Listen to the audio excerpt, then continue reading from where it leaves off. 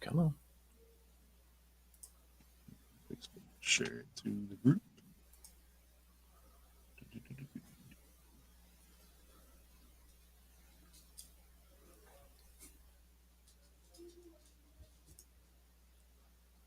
Going on the gram.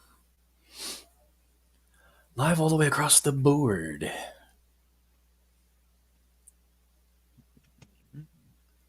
On this very cold Wednesday night. Shit, no shit.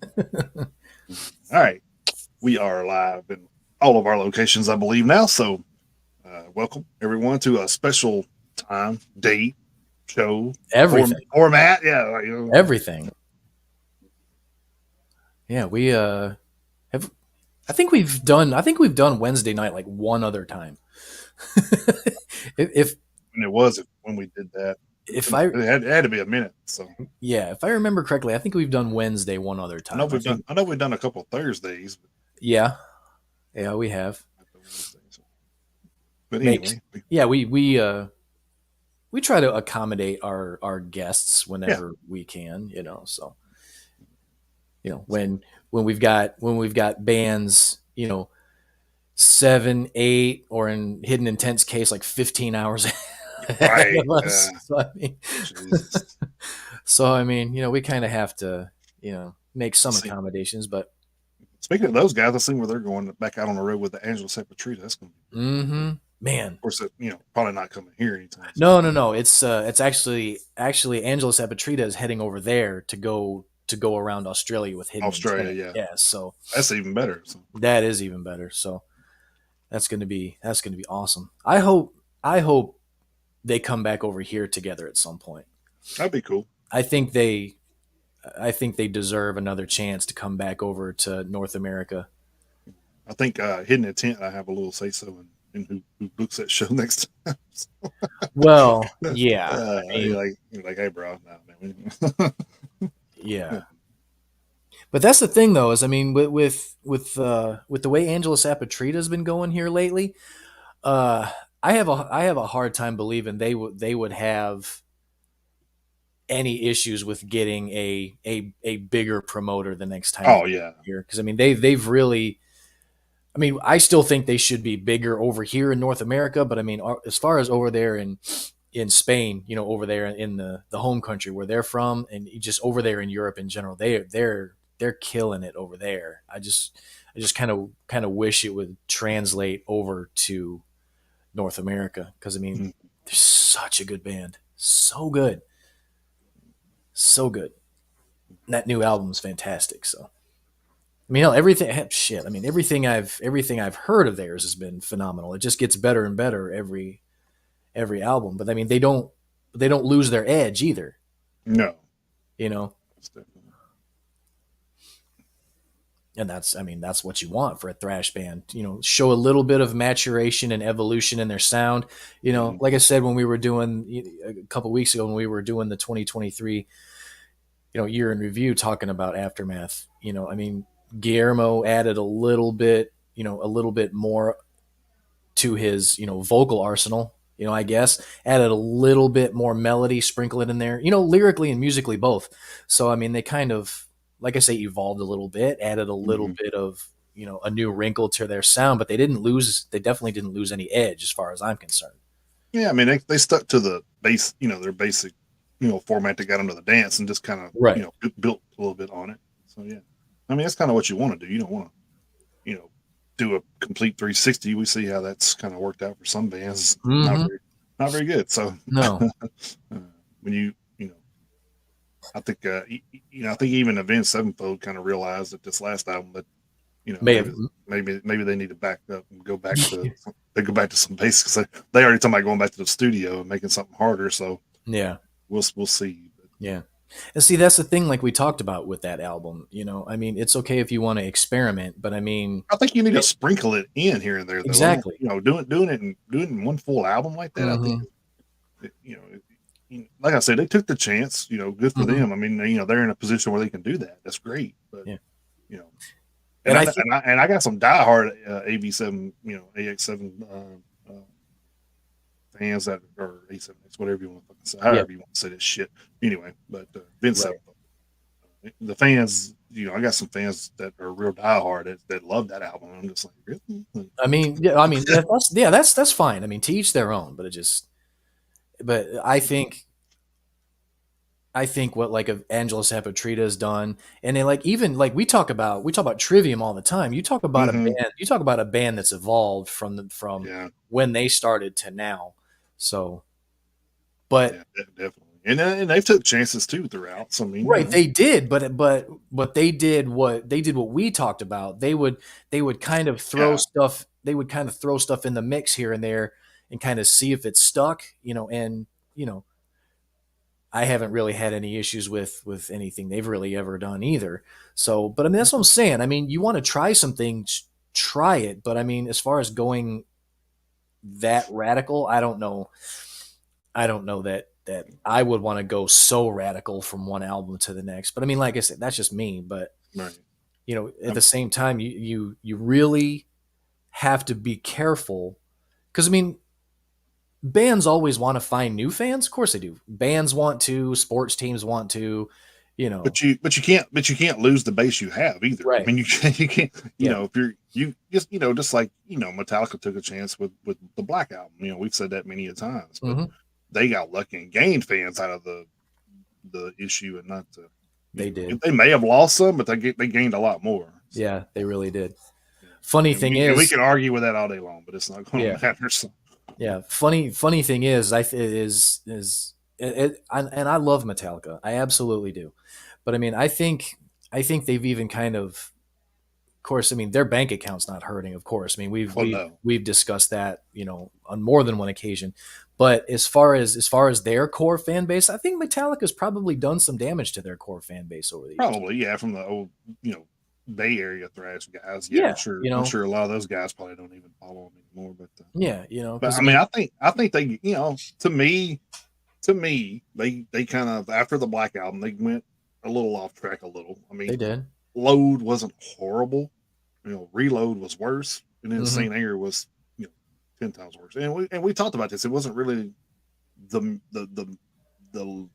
music in general. It was more of the recording Yeah, that we thought was kind of off with Saint Anger, and yeah. and then I think they kind of turned it around with oh shit, what was the one after that? Death Magnetic. Yeah, Death Magnet. Yeah, yeah. Death Magnetic and Hardwired were solid albums. I thought they were very solid albums. They even, Metallica's probably. I mean, they're 60 at this Mm-hmm. point. I don't think you're ever. I don't think they're gonna go back to where it all started for them. I really Oh don't. no, I they really can't. don't. They I can't. really I mean, it's no. not, I don't think they're going to. I mean, they still, there's stuff that they still play live. But I mean, are they ever going to go? Are they ever going to put out another album that's as ferocious as the first three? I seriously doubt it. well, I mean, if you I think really don't think they will. and if I mean, 72 Seasons was a great album too. Don't get me wrong. I mean, it was. I mean, I was really. I mean, I wasn't disappointed in that album. I was actually kind of shocked it was as good as it was, honestly.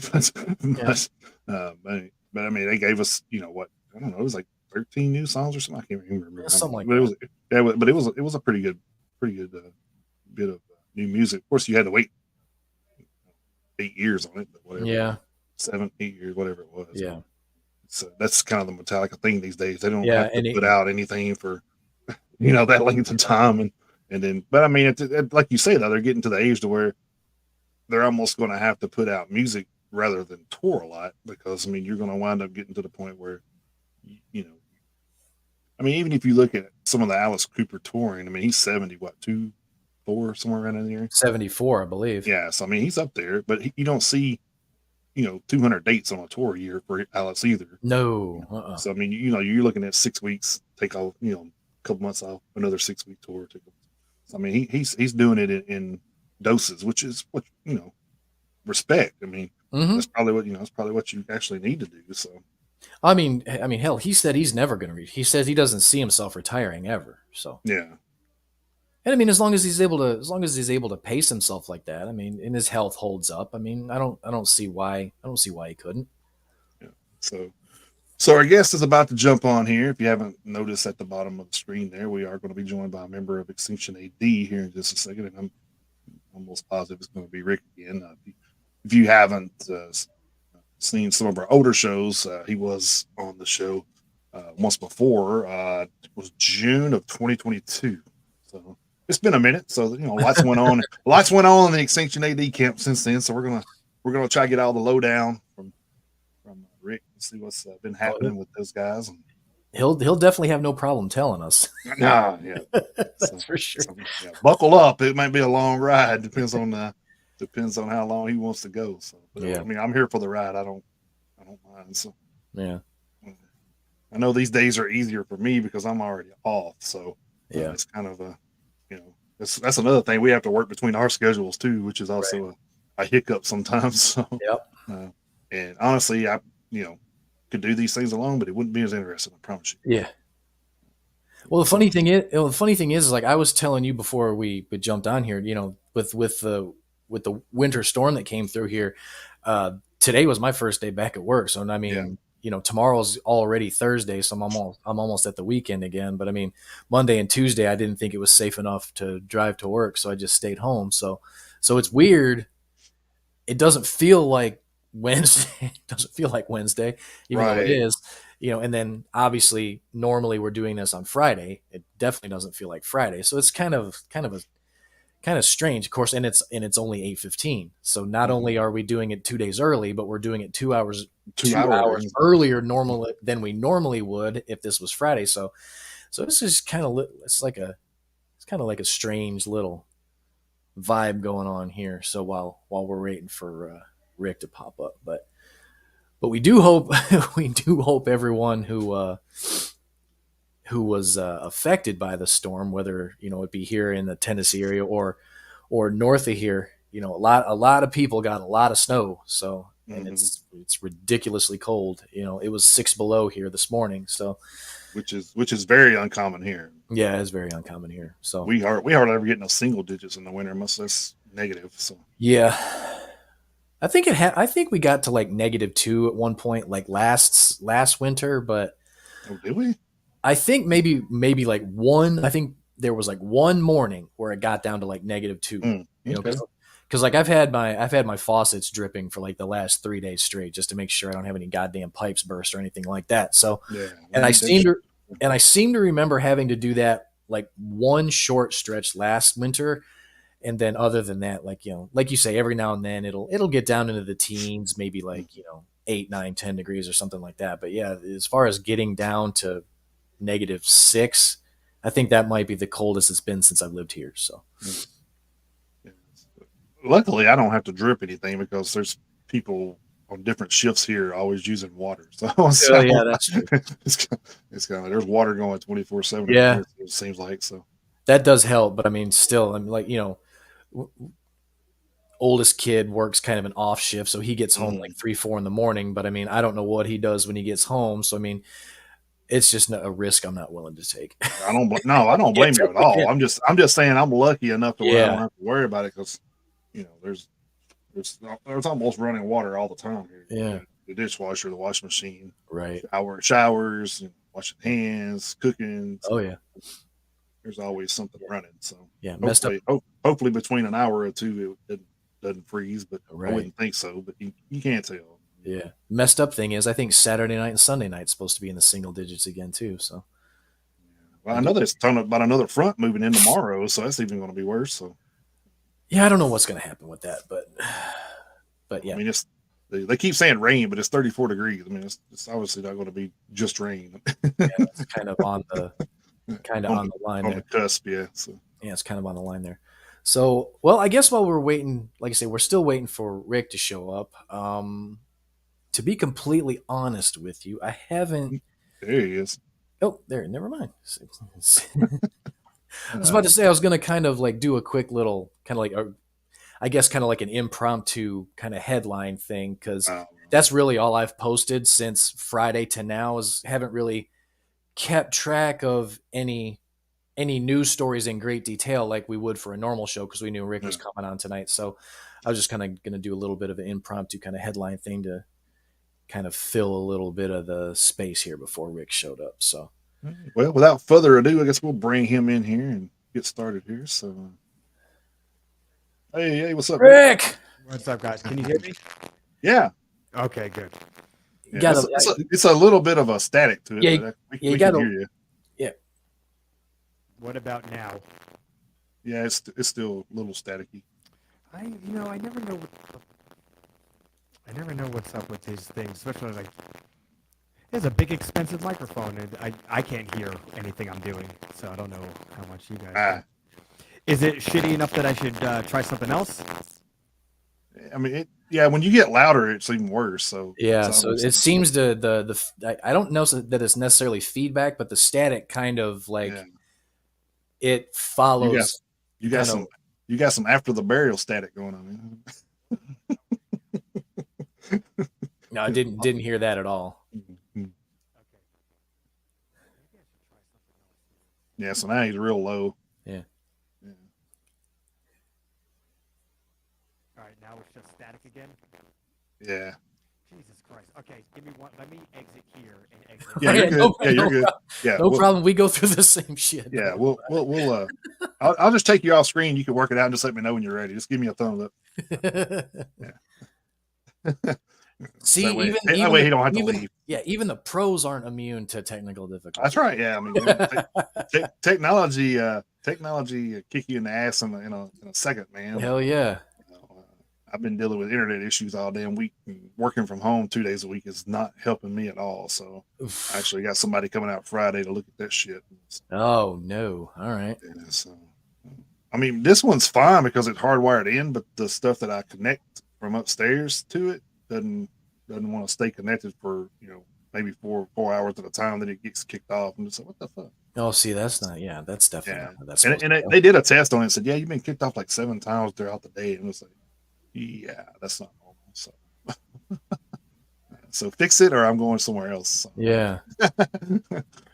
Hell, I mean, I'm not an IT guy, but I mean, wonder if your router's taking a shit.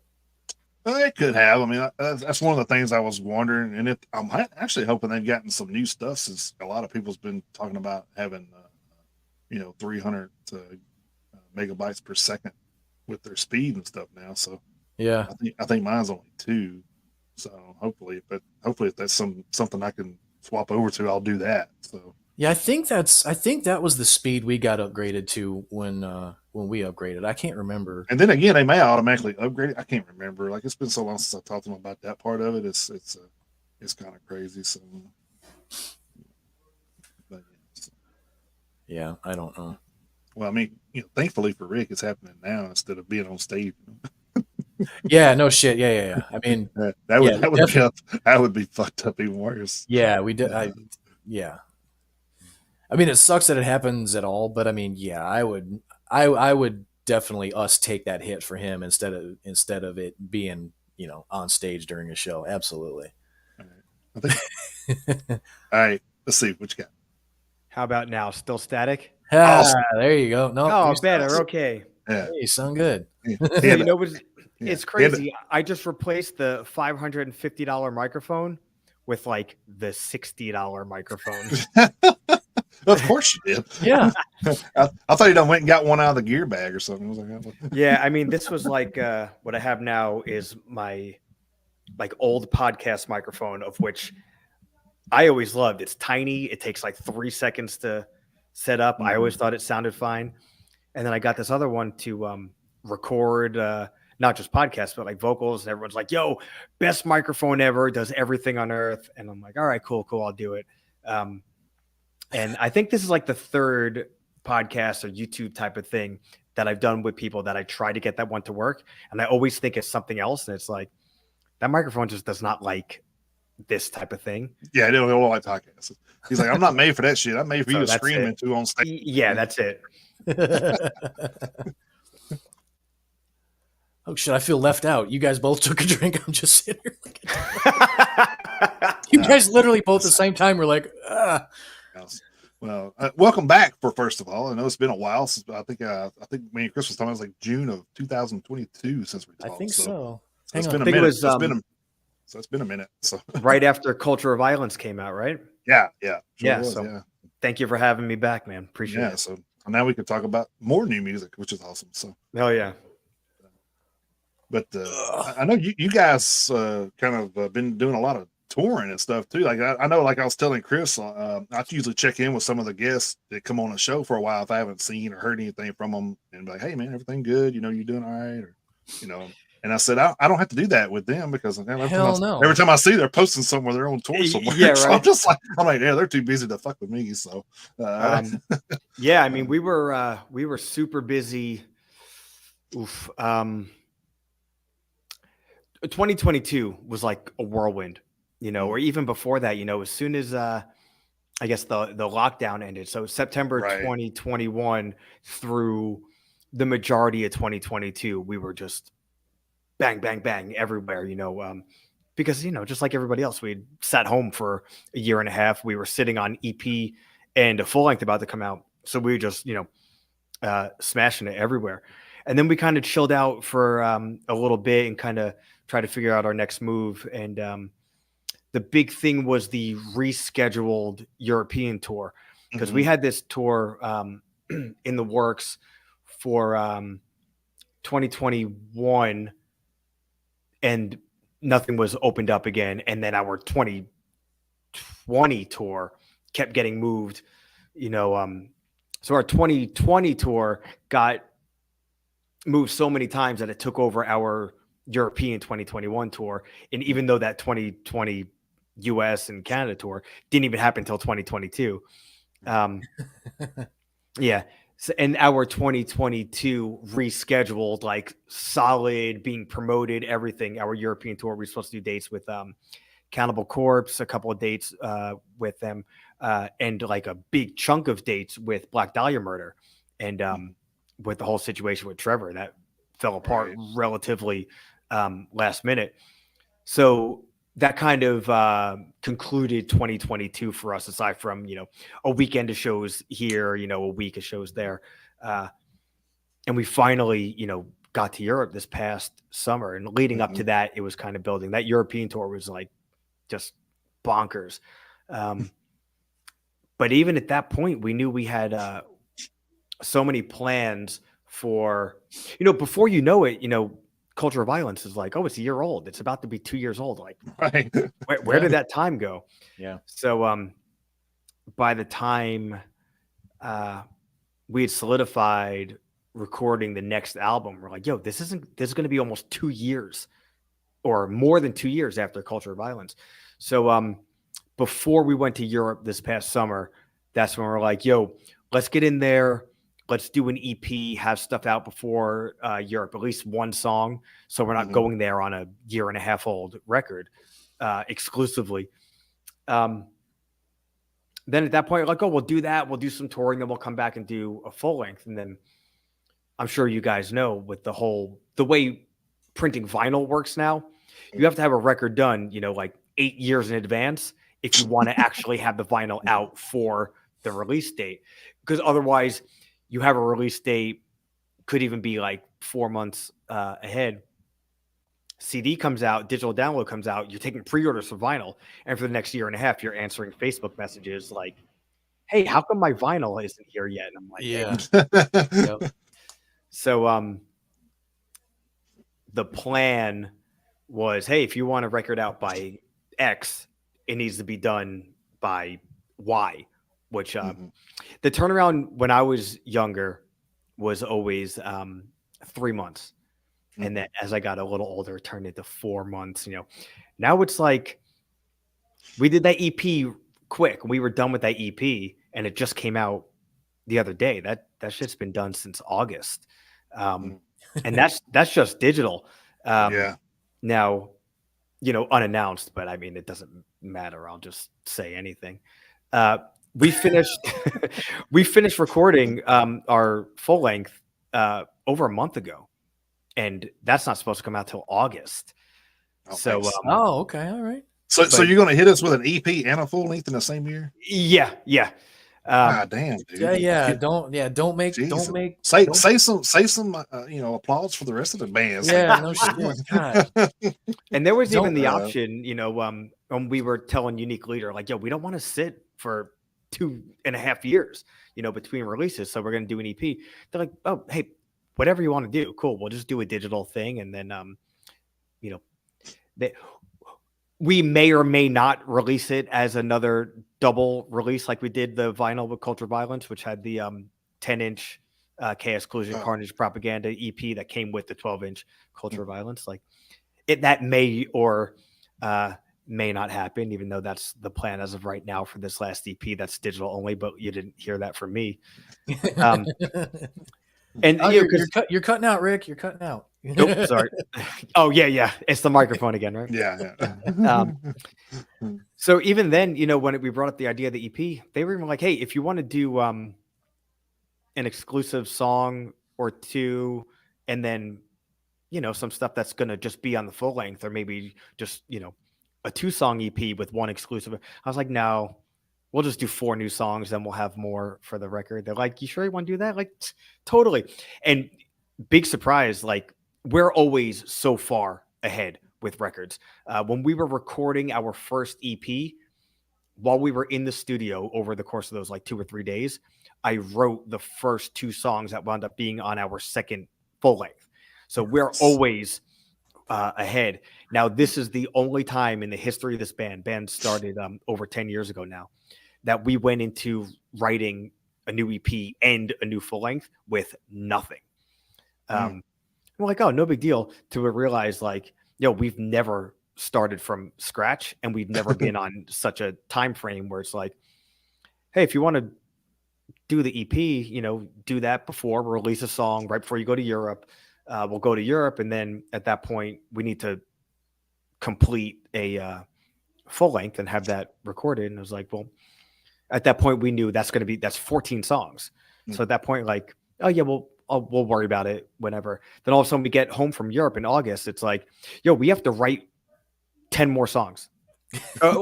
Actually, we had 2, because we had I think 6 that we chose 4 from to go onto the EP. So it's gotcha. But at that point, we wanted to write more and then cut. So we're not just like, hey, here's the first 10 songs we wrote. That's what's going on the next record. Mm-hmm. So it's like we went in knowing we wanted to, have 12 songs to choose 10 for the record. So it's like, so better get started writing some stuff. So it's January 17th, 2024. All this now. This is going to be the first year that I guarantee that you're going to have the same band mentioned in the top 10 and the top 5 EPs at the end of the year. I fucking hope so, man. Could be. I'm calling it. So could be. Well, I mean, there are no guarantees at this point. No. But I mean, it's just a prediction at this point. But because I was going to say the same thing. Because I mean, Morality Bait came out, was the first single, and then when Prodigal Scum came out, we were talking about it not long after Prodigal Scum came out, because we were talking about, because like you said, the EP just came out 5 days ago, so here we are less than 2 weeks into a brand new year, and then we already knew half of what the EP sounded like at the end of 23. So here we are, we get into 24. We had basically just done our 2023 year in review. So we already had 2 of the songs. We've just started a new year. And Jason even said it after Prodigal Scum came out, that you guys were going to be setting the bar as far as EPs for the rest of the year.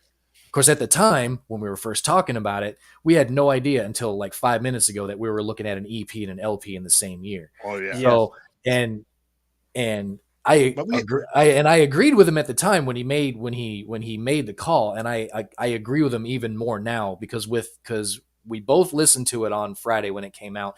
We've already rated it, so it basically has, as far as we're concerned, already 2.5 weeks in, kind of is the benchmark for EPs as far as we're concerned. So, thank you. That's awesome.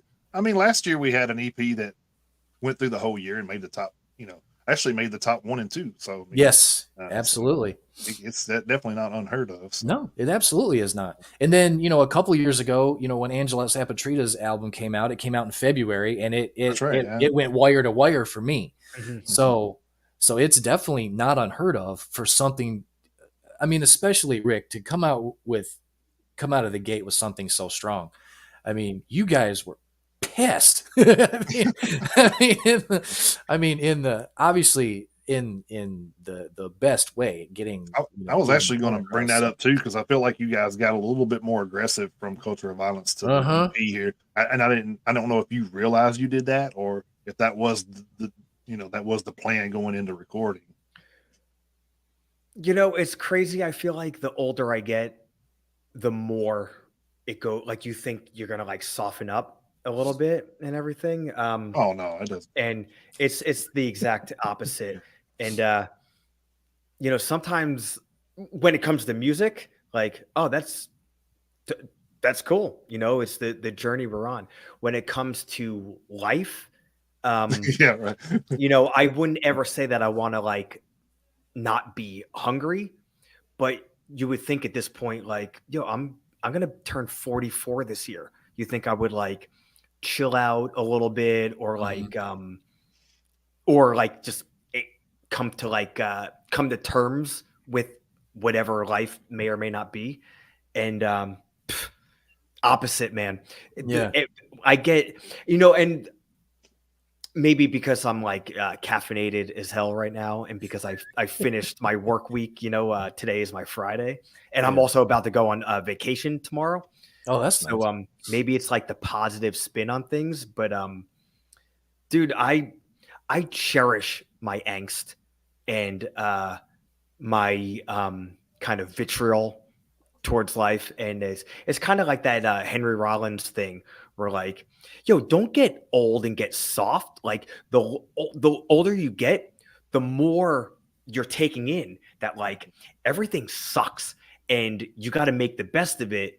But by making the best of it, that doesn't mean ignoring what's going on. It means, in my opinion, it means confronting it. And the older I get, that's more experience I have, which means more weight I could put on that pedal. And I mean, you could even equate that to driving. I speed everywhere. I know I'm not supposed to, and I can't help it, and you could put that towards the music too. You think like, oh, you're going to get old. Things are going to get a little softer, a little faster. Like, well, now tempo wise, hey, I love to mess around with tempos, but like overall in music and in life, why would you do anything slow? Do things fast. You do things fast, you could do more stuff, and that also might be like the New Yorker in me. I don't even live in New York right now. I live in Connecticut. Now, granted, oh wow, okay. I think I'm moving back to New York within the next like month or so. But even so, like walk fast, drive fast. Take care of things fast. Like, is nobody in a fucking rush anymore? Like, or even if you're not in a rush, like, don't you want to be efficient? And if you don't, that's totally fine. But please get the fuck out of my way. Because if you don't, I'm going to plow you over. And that's like not saying that like, oh, I'm the sickest and you suck. Like, that's wrong. Something's wrong with everybody else. Because I'm like just over 5 feet tall. I shouldn't be plowing over anybody. But, like, let's go.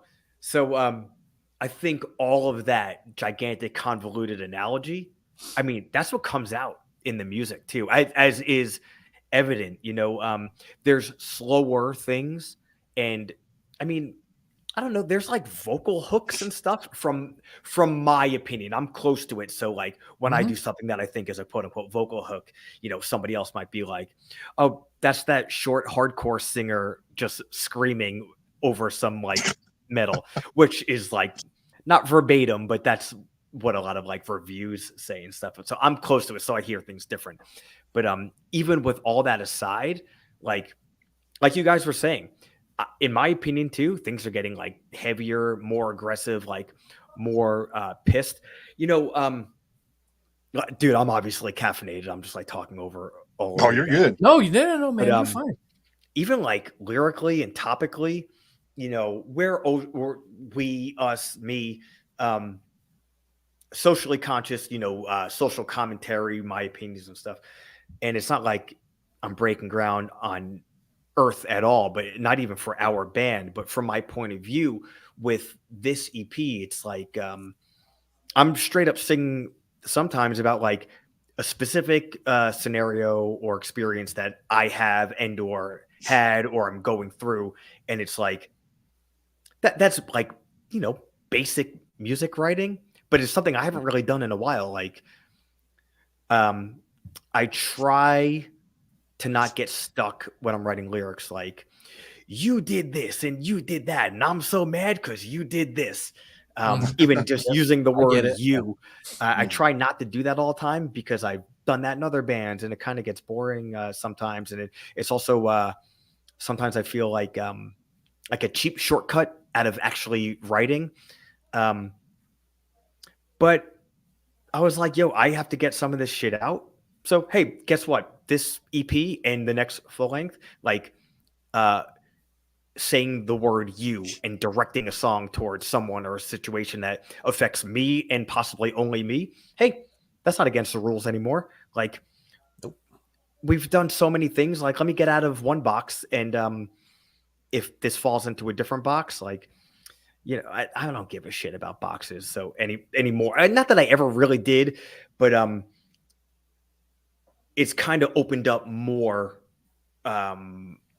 things I could kind of use as an outlet, and more topical things. And sometimes I think that stuff is less relatable because it's like, oh, this is just me in this situation. That, you know, the way I write lyrics too is like my stupid little angry poem. No one knows what the fuck this means.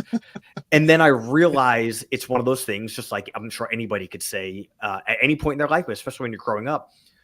I heard this one band and I read their lyrics, and it was kind of like the way I interpreted it, it fit to this part of my life. And I forgot about that connection when you sing a song about just being pissed at somebody or pissed at a certain situation. And kind of like I said, I always refer to it as this because I think it's funny, and it's also like true. Like, oh, my angry little poems. People can relate to that. You know, a song like Prodigal Scum. Mm-hmm. Someone could read that lyric or that song, read the lyrics through that song, and probably relate that to their own life, even though in some ways you might be able to read that song, read the lyrics to that, and like, if you're trying to think, what is he talking about in this specifically? Probably nobody knows. And hey, whatever, you know, if someone could then take that and apply that to their own life, like, and this is all basic stuff I'm saying, obviously, but just a different thing for us, as opposed to, hey, I'm writing this song about how I think there's an incarceration problem in America. You know, pretty cut and dry, and I think that that's ultra important. But someone could even, hopefully, will hear. I'm talking about the song 13 on Culture of Violence. Hear that and be like, oh, I understand, and that gets me pumped up to like realize what's going on and want to fight against that.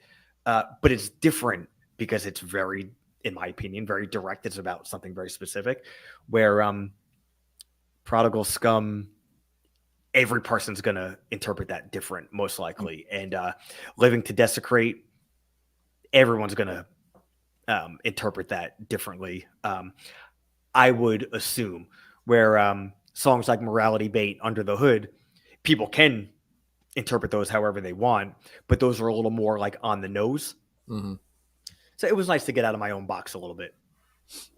But it's still kind of nice, probably, as an artist, to give, you know, to give us kind of like a little bit more of a, like an open-ended kind of song, even though it's still aggressive and it is getting a message across in, you know, in the broad sense. But it's probably nice to give the listener an option to glean from it what they will. Oh, of course, absolutely. You know, and it makes me think of other bands. Now, granted, our band is functions the way our band functions, and especially the way we started. Not that there was like a mission statement or anything, but at least lyrically and I don't want to say the message we're trying to get across. There was never any type of mission statement of that nature, but it was, you know, as being the lyric writer, like, I want to talk about this. I want to talk about that. And like I said, very direct. But I think about other bands that like I love and loved and relate to lyrically, and think about, oh, you know what? Like, I never once considered what this person meant by writing these lyrics I always just thought about how I interpreted them. And like a band like Pantera, like I don't think it ever even crossed my mind, probably because I was a kid when I first started listening to them. So it just didn't really occur to me to ever change my point of view on it from the time, say I was 14 until, maybe 20 years later. Like, oh, instead of hearing these lyrics and hearing these songs, I interpret them this way. I wonder what they actually were going for. And that might sound like, oh, you're like a stupid, crazy person for never once thinking about what this person meant when they were writing it. And maybe it's like totally egomaniacal to also like, so you heard this song somebody else wrote and thought about yourself like for 24 years. Like, oh, well, yes. But I think that's the the beautiful thing about music is I think, like you said, when people listen to something, you're going to get a different feel from what the song's about than I would, and then Chris may feel something different because it's going to touch somebody differently, and then you're going to have 1,000 people saying the same thing. So I mean, it's just kind of it's just that's just the beauty of it. Is like we don't know what you were going for, but it touched us in a different light or a different way. And I think that's what music is about, is to make you feel, like I said, the whole thing about music is to make you feel something, whether it's fucking anger or rage or happy or sad or, hey, I want to go stick my dick in a tree. I mean, whatever it is, like, it makes you feel something, and I think that's what every musician it goes for when they write stuff, is that, you want to make whoever's listening feel something, and I think if I was a musician and somebody came up to me and said, hey, this song made me feel like this, and I'm like, hey, that's great, that's not what I wrote about, but I'm not going to tell you that because I want you to feel something. Yeah, absolutely. And you did, and so I'm grateful that I could do something to make you feel something. And being an entertainer before, that's kind of what you want to go for. Like, that's what I went for when I was an entertainer. I wanted the people that watched me to feel something, whether it was my disappointment, whether it was my victory, whether it's my whatever it was. You wanted to make that person watching you feel something. I could take that even a step further, because ironically enough, like, you would think with this being like the fourth year that we've done this, like every time we listen to a new album and do a review on it, you would think that, and I can't speak for Jason, of course, but you would think that, like, if I have an album that I've listened to that I'm going to do a review on, that I would have taken the time to probably like know at least a little bit of like the lyrics to every song. But I'm so busy that I couldn't tell you the last time that, of course, as a kid, it's different because you get, as a kid, as a teenager or whatever, you've got more time to sit down and probably open a CD or a cassette, depending on how old you were at the time, to take out the liner notes and study the lyrics. I don't have time to do that anymore. So basically, when I hear a song for the first time, and the same thing happened, Rick, with the EP, it hit me and it made me feel a certain way. Of course, listening to it the first time, you're never going to know all the lyrics from front to back and inside and out anyway. So, listening to something for the first time, all you know is like the feelings you develop from what you're hearing with virgin ears when it comes to a brand new EP, LP, whatever. But even with something that, like I say, something that in like the last, few years doing this show that I've listened to and I've liked, whether it ended up on a top 10 or whatever, got a 4-horn, whatever it is. If it's something that I really enjoyed, I still might have listened to it, like, at this point, half a dozen times, dozen times, doesn't even matter. I still don't have time to sit down and study like track 1 second in to track 10, 60 minutes later. I still don't have time to sit down and study lyrics from front to back on an album anymore. So even at that point, with limited knowledge of the lyric sheet, whether it's, like I say, 10 listens in, the very first listen, I'm still able to develop an opinion on what this song means from one track to the next, even if I don't know the message in its entirety. So I think that's what's even to kind of expand on what Jason said a little bit, because that's the great thing about music. But for me, I can take it maybe not further, but I can take it in a different direction for myself, because even if I don't know every single word, I can still kind of, from context, from like a chorus or like you said, a vocal hook in context with the tempo of the music, I can still kind of, this might be where they were going. Because sometimes it's a little more straightforward, sometimes it's not, like you said. So even if it's an open-ended topic of a song, or it's like, boom, we're singing about this guy or this event or, whatever, you're still able to come up with, this is how I feel about this, and this is how I feel about that. There's really no right or wrong. Even if you do know the exact topic of the song, there's still really no right or wrong. The reaction that I'll get, that Jason will get, or that you even were getting as you were writing it. And just to do a little improv for you, this is kind of like a way, like the other day I was listening to something and I couldn't tell you like what it was right now because I was working, but I'm just like, you come on, I'm like, all right. And then it kicked in. I was like, fuck yeah. Yep. You know what I'm saying? But like I said, it made you feel like fucking moving or, whatever the case, and I was just like, man, those songs trip me out though, because they like lead up to that part, so I'm like, you're like, all right, and they're like, bam, like, oh shit, all right, yeah.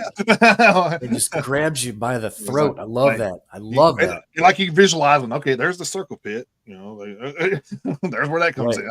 So, here's where the wall of death comes together,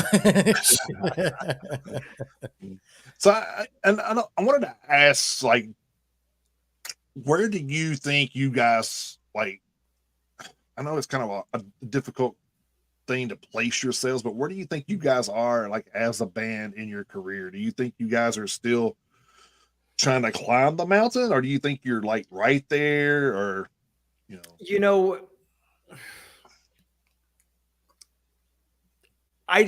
so I feel like this is a band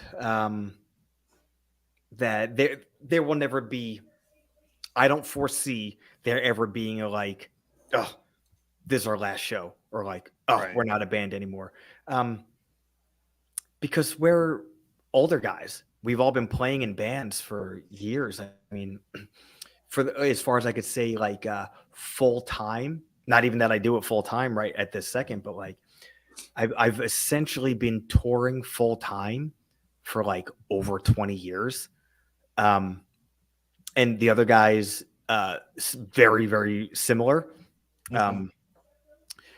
So even as we get older and certain people have like more responsibilities, it's kind of more, you don't really need to do it full time to feel like you're a band that like matters on some level to outsider points of view. I mean, to the four of us, the band is, will always be a top priority.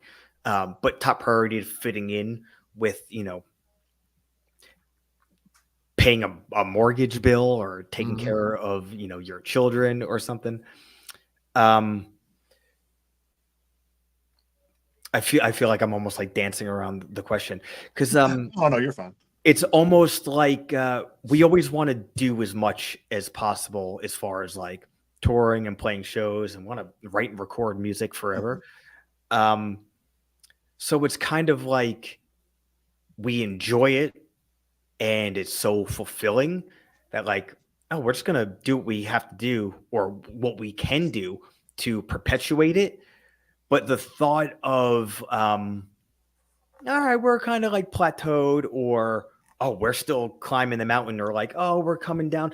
It's just kind of not, I mean, obviously I understand the question fully, but it's, but I didn't really want to say peak, because I think if you're like, if as competitive as you are, and I can tell that you're very competitive in what you're doing, like, I don't think you ever say I peaked, because I think you're right. Because to being a competitor, I think you always think there's room for improvement and a room to grow. And I think as long as, and honestly, if you don't think that, then you need to get the fuck out of business, because I mean, but whatever you do, there's always got to be, because times change for one. I mean, hell, I was a wrestler 20 years ago. I probably couldn't do it now because there's so much shit has changed that I would probably get fired for saying some stupid shit, because I was like very vocal on a microphone. Like they they would cut me off a lot of times with a microphone. So so I was like, hey, this is a family show. I was in the middle of a show, and I didn't realize there was some disabled kids there, and I kind of said the R word, and it was and it was like I got like a fine for that shit from the NWA. So it was it's kind of those things. Well, I didn't realize they were there. For one, I wouldn't have done that because I'm not that fucking big of a dickhead. So but it's just like you feel like, okay, that was something you learned from. Like if you're going to a show, like I'm sure you've been to a venue, you'd be like, God, I never want to go back to that fucking place. And I'm sure you've been to a venue you'd love to play 100 times. Yeah. So I mean, when it comes down to it, like you said, we're always evolving. It's kind of always what's next, but not at the expense of the moment. And whether that moment is, so we just did 3 shows for the release of the EP. We played a show in Albany, New York, a show in right outside Burlington, Vermont, and a show right outside of Providence, Rhode Island. First day sold out. We played this venue maybe 4 times prior, never played a sold out show. It's kind of like, oh, what a wonderful surprise. Show was definitely the best show that we've played in Albany. We've been playing in Albany since we started 10 years ago. It was our second time in Burlington. We played last spring and it was a great show. This show sold out. So 2 sold out shows in a row. Like, this is nice. Rad. And it was, this, like I said, enjoying after the Albany show, we're like, oh, we could go home happy now. And now we get to do it 2 more days. Like I said, second day sold out. We're like, this is rad. Third day, right outside of Providence. We've been there, that area 2 or 3 times. Now this show was less than the others as far as attendance, and probably even, I hate to say energy in this way, because I don't judge like a crowd's energy exactly by like, oh, they weren't moshing as much as the night before. Sometimes people could just stand there and bang their heads and have a good time. Mm-hmm. The energy is still sick. But it was like not the best of the 3 shows, but still a good show. And we still had a good time. And it's that type of thing where it's like, this was like a great weekend of shows, and enjoying that show and being at that show and playing and then watching the band after us and everything. And just like, who knows if like for some reason, this might be the last time that we ever played for one reason or another. Not that we have any intentions of that being the case. Mm-hmm. So a long way of saying, we could play a great show. We could play a mediocre show. We could play a great show that is following an even better show. So by some people's point of view, like, well, the first show was great and the second show sucked. It's like, if that second show was first, you would think that that's great. So it's more like, maybe I shouldn't even say all of us. I should say for myself, at least, like, I try to be cognizant of that when it comes to anything with this band, whether it's just playing a show, whether it's going to practice and like, we're going to practice for 3 hours today. We're going to write a new song today. We're going to go over the same set, whatever. Enjoy that. And then sometimes submitting for tours instead of putting together our own tour and like, all right, well, we know we want to be out on a tour at this 6-month period or whatever. Let's see what's out there. Which any band of any size is going to do that and get rejections, and you're going to get offers and stuff. Sometimes even the excitement of submitting for a tour and waiting for a response, like, that's enjoyable. You're involved, you're doing stuff. And that's how I feel. Now, don't get me wrong. There's lots of stress that comes with all that, and there's pressure that comes with that. And same thing with writing songs. Writing this full length that we're putting out in next or late this year was the most stressful songwriting process I've ever had in my entire life. Now that doesn't mean I didn't enjoy every second of it. At least in hindsight. And other people might disagree because I can get really bitchy and really stressy and uptight about it. But the satisfaction now, if we wrote and recorded this record and exists only on my computer and my phone and everything, like that in itself is still so gratifying. To the point where this is the longest answer ever. All of that supersedes how I feel about the, I guess, quote unquote, status of the band by so much. And back in the day, I would be like, well, you need to balance both. And I still know that you do need to balance both, but it's so far skewed that my own personal gratification with every single thing I do with the band is so much of a paramount importance of how somebody else views where we sit in the I don't want to say hierarchy of metal or heavy music or anything. But to be perfectly honest, that is the way a lot of people view music. And I even get it because it's an industry and it's a business. Maybe because I've made money and lost money and everything through music, but that's never been my goal. It's never been my motivating drive. So let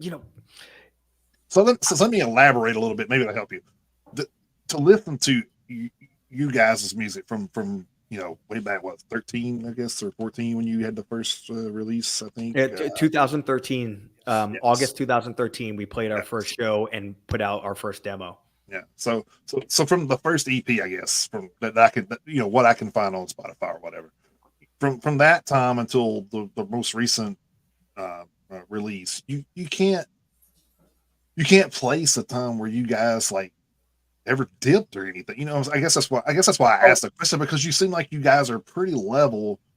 You gradually, get better and better and better with certain things and certain, like I said, aggressiveness definitely carries upward. Yeah. So, and I mean, people think that as a bad way, but you're in metal, you're in a metal industry where aggressive is what they want. I mean, that's what most fans want to see. It's that's what gets people moving in circle pit moshing.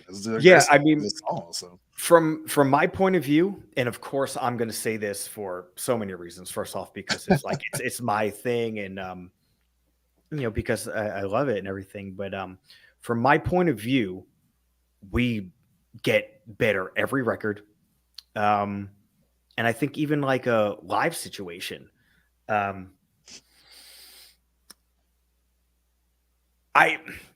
Selfish, egotistical, not saying we're at the level of some of these legendary bands, but when it comes down to it, my opinion, anybody at best can match us on stage. But to be oh man, you guys are okay, but this band's so much better. All right, personal opinion. And like I said, maybe not as professional, maybe not as polished, definitely not the notoriety or the biggest. You can see how many people listen to us on the internet or anything. There's millions of other bands that destroy us. We're not big rock stars. We're old dorks. But like I said, I think we get better every single day of this band, and I think our records get better every single time. I think our shows get better, and sometimes I will think that and always preface it with well, that's because I play in my favorite band, and if I didn't play my favorite band, I would be well, then I guess why am I wasting my time on this band? But on the other hand, we went to Europe this August and we played the big festivals. We did support shows for Sepultura. And it's whether we actually are peers to these bands or not, I feel like we are. Like, we can go up and, you know, support Sepultura, and people be like, oh, of course that band is supporting Sepultura. Like, that shit was fucking sick. Or we could go on last at a festival and we think, and the truth is, like, well, sometimes you just wind up getting the last slot. Doesn't mean you're headlining the festival. Right. It's like, what the fuck are we doing playing after Hatebreed? This is fucked up. And then we play, and oh, check it out. Nobody left, and people are psyched as hell, and we're done, and it's 1:30 in the morning in France, and we just played for 40 minutes, and we're like, all right, cool, we got to go to another show, and everyone's like, yo, play more songs. Like, we'll go up there and play more songs. And you know, and that's a specific example, and we've never been in any part of France before, especially the area where we played that specific festival. Not like they came for us or knew our songs, but the fact that, like, hey, here we are, judge us as you will, and like, of course we're gonna get up there and kick these people's asses. And that is the type of thing that's like more fuel on the fire, where like, oh, you know what, going to Europe is fun, and like that's an achievement to itself, which it absolutely is. I've been to Europe a million times with a couple of different bands now, and I take it for granted less now than I did when I was younger. Sure. So the fact that we were able to go over and play these gigantic shows, that leading up to it being like, I understand the way the business works and the industry works, so good thing we got on these shows. That's great. But there's definitely a part of my head being like, we don't actually deserve to be playing these shows. Like, it's just, moving in industry favors here and there, and this person booked this person, and like, hey, we just wound up on a festival, there's 30 or 40 other bands, and then we get up there and we fucking destroy these people. Like, of course we belong to be here. I don't know what the fuck I was doing, like questioning myself. Like, if we weren't there, if we didn't deserve to be there, we wouldn't be there. And if we didn't deserve these people's attention, then they would have fucking listened to maybe one song and took off and be like, who are these clowns? Instead, it's like, we'll start a festival specifically, you start and there's, 400, 500, 600, 2,200 people there.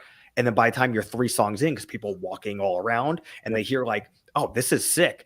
And like, when you see and feel an energy from us on stage. And that's what I was saying before. Like, nobody's going to match our energy on stage, or nobody's going to surpass our energy on stage. It'll be like a Nikki Sixx Erna thing. We're like, what the fuck are you doing? Like, we can't follow that. You're fucking Motley Crue. Figure it out, man. Like, there's tons of bands, new, old, young, old, experience that have tons and tons of energy. So don't get me wrong. I'm not saying that we as a band are more energetic than even Bruce Dickinson still. But oh shit. Nobody under any circumstance is ever going to see Extinction A.D. live in any venue, whether it's one of the DIY spots we play where, there's 20 people in a room that should fit 8, or whether we're on a stage at Dynamo playing to, 8,000 people. Nobody is going to leave being like, I mean, even if they were kind of good, like, the energy was blah, or, oh, that band sucked, and their energy was kind of like, no fucking way. And it's just the fact that we care about it so much. And a lot of times people will be like, especially when we play the smaller shows, like, you get that that comment of, oh, it's really cool that you guys like still like, put on a show even though there's only this many people here. It's like, I understand what they're saying, so I appreciate it, but I've never put on a show in my life. I get up there and I play and I get psyched because it's important, and because like I feel like I'm doing something important. Whether or not it is or not is another thing. I feel like I'm doing something important, and the fact that I get up there and I get to scream my angry little poems and play my guitar, like, yo, that's the most fun thing on earth. Now it looks like I'm mad, and I am. I'm getting that aggression out, but I'm having so much fun. Like, and you're doing what you love, whether you're making $100 or $1,000. You're doing what you love to do. So yeah, and if I'm making 100 cents, because sometimes that's all it is. But that's the thing, man. Like, that's a Spotify check. So there's nothing if you're lucky. Yeah, there's nothing but like genuine energy. I was this band. That's feel what like that comes across. That's what I was about to say, because you were talking a little bit earlier about finding the balance, and you understand about finding balance, but at the same time, if you're putting your heart and your soul into the music, and then the music makes you perform a certain way, you're doing everything for you. But when it comes out as authentic and genuine, and then the people can see that and they react to it, and that's when you get like the symbiosis of it. You're putting energy out, you're getting the energy back, which in turn makes you give out more energy. So it snowballs. Yeah, So and dude, that's why we do it, and right. also like that experience from our point of view, that's why you play live. Otherwise, you could just play in your practice space. And sometimes I have to stop myself from like really going for it at the practice space because I don't want the other dudes to like clown me. Oh, and they'll be the first ones to do that too. So. Yeah, but it's like, so that's the excuse. Now, don't get me wrong. I'm sure they're straight up not have been, but are people that can watch us and be like, yo, what the fuck is this little dork doing? Like, why are you jumping and why are you like kicking and shit? And I get that we're not for everybody. Not, nothing on earth is for everybody. Right. Exactly. Yeah. And, like I said, we're talking about the band. I'm getting psyched and I'm caffeinated as hell. So of course I'm gonna be like, yo, we fucking rule. But there's also nothing wrong with having that point of view either. I don't think there's anything wrong with that. But I mean, there's confidence and arrogance, and it can be like kind of a line you have to toe. But I definitely don't think there's anything wrong with knowing what, because I mean, you're not out there going, we're the best ever and fuck everybody else. And there's, so that's the thing. I mean, you know what you're good at, and when you're good at it. I don't think there's anything wrong with having that point of view. I don't think there's anything wrong with it at all. So I guess so. How many times do you have a band that you open for when you're done and say, "Man, that was fucking awesome," or have somebody just kind of like, "What the damn? How are we going to fucking go behind that?" Or do you ever get any props like that from closing acts? Or of course, and more so from, how do I word this properly? Like getting a compliment from like a huge national band is most of the time a band like that's not going to be like, oh, I don't want to follow that. And which I understand. Like I would never expect like anybody from Sepultura saying that. You're Sepultura, you could follow anything on earth. Yeah. But like I said, in Europe, we played, I think, 3 festivals with Sepultura and then 2 club shows. But even getting oh, hey, that was great, man, from somebody that you like look up to and respect so much, like that's so gratifying. And to think you guys just played with Sepultura and they're about to hang it up. So a lot of bands aren't going to get to say that. Yeah, so. Dude, absolutely. And it's funny because I had never played with any incarnation of Sepultura in any band. That was like a bucket list thing for me. But right after, or a few months after we put out the EP, we played with Max and Igor when they were doing Beneath the Remains and Arise. And Max, before we even played, like in the background, was like, oh, Extinction A.D. Like, I know you guys. And it's so funny because we did the propaganda cover on that EP. And we're like, oh, he must have saw the flyer for the show, because it was just one show. We were playing like the local show with them. I was like, oh, that's sweet though. And then even when they played, Max gave us a shout out on stage, and people were like, yeah, whatever. Cause like I said, it's the Long Island show. And he went like, no, that's your local band. Let's hear it. And he did it 3 times. So the crowd was like going nuts. Now they were going nuts because Max was cheerleading them. Right. But still, it's kind of he probably ends up being kind of a goosebump moment. Oh, dude, I don't know if you can see now. How's that camera work? I got it now. To get that before the show, like, oh, Max Cavalera knows who we are. Like, oh, we probably, someone tipped him off that we covered his song, and then like, oh no, he knows we're the local band. He's shouting us out on stage, and then afterwards, they're like, good playing together. Like, dude, I'm supposed to say that to you and hope I'm not bothering you. Yeah, right. But like, that type of acknowledgement is cool. And then when we'll play shows, I don't want to say like with other local bands, but like say when we're like touring and not supporting a tour, but not always headlining each show, and then having like the headlining band say, yo, what are we supposed to do now? What do you mean? It's like, we don't want to play after that. And not in a shitty way, like obviously a complimentary way. And it's like, I never know how to respond to that, because it's like, sometimes I feel like anybody could say that, and it's kind of like, oh, hey man, good show. Oh, good show. It might be the equivalent to that. But then other times it's like, you could tell someone's being genuine, and like, that's like a great compliment to be like, oh man, like we're in our area where this is our crowd, and we're playing, speaking from one of the other, like a different local band.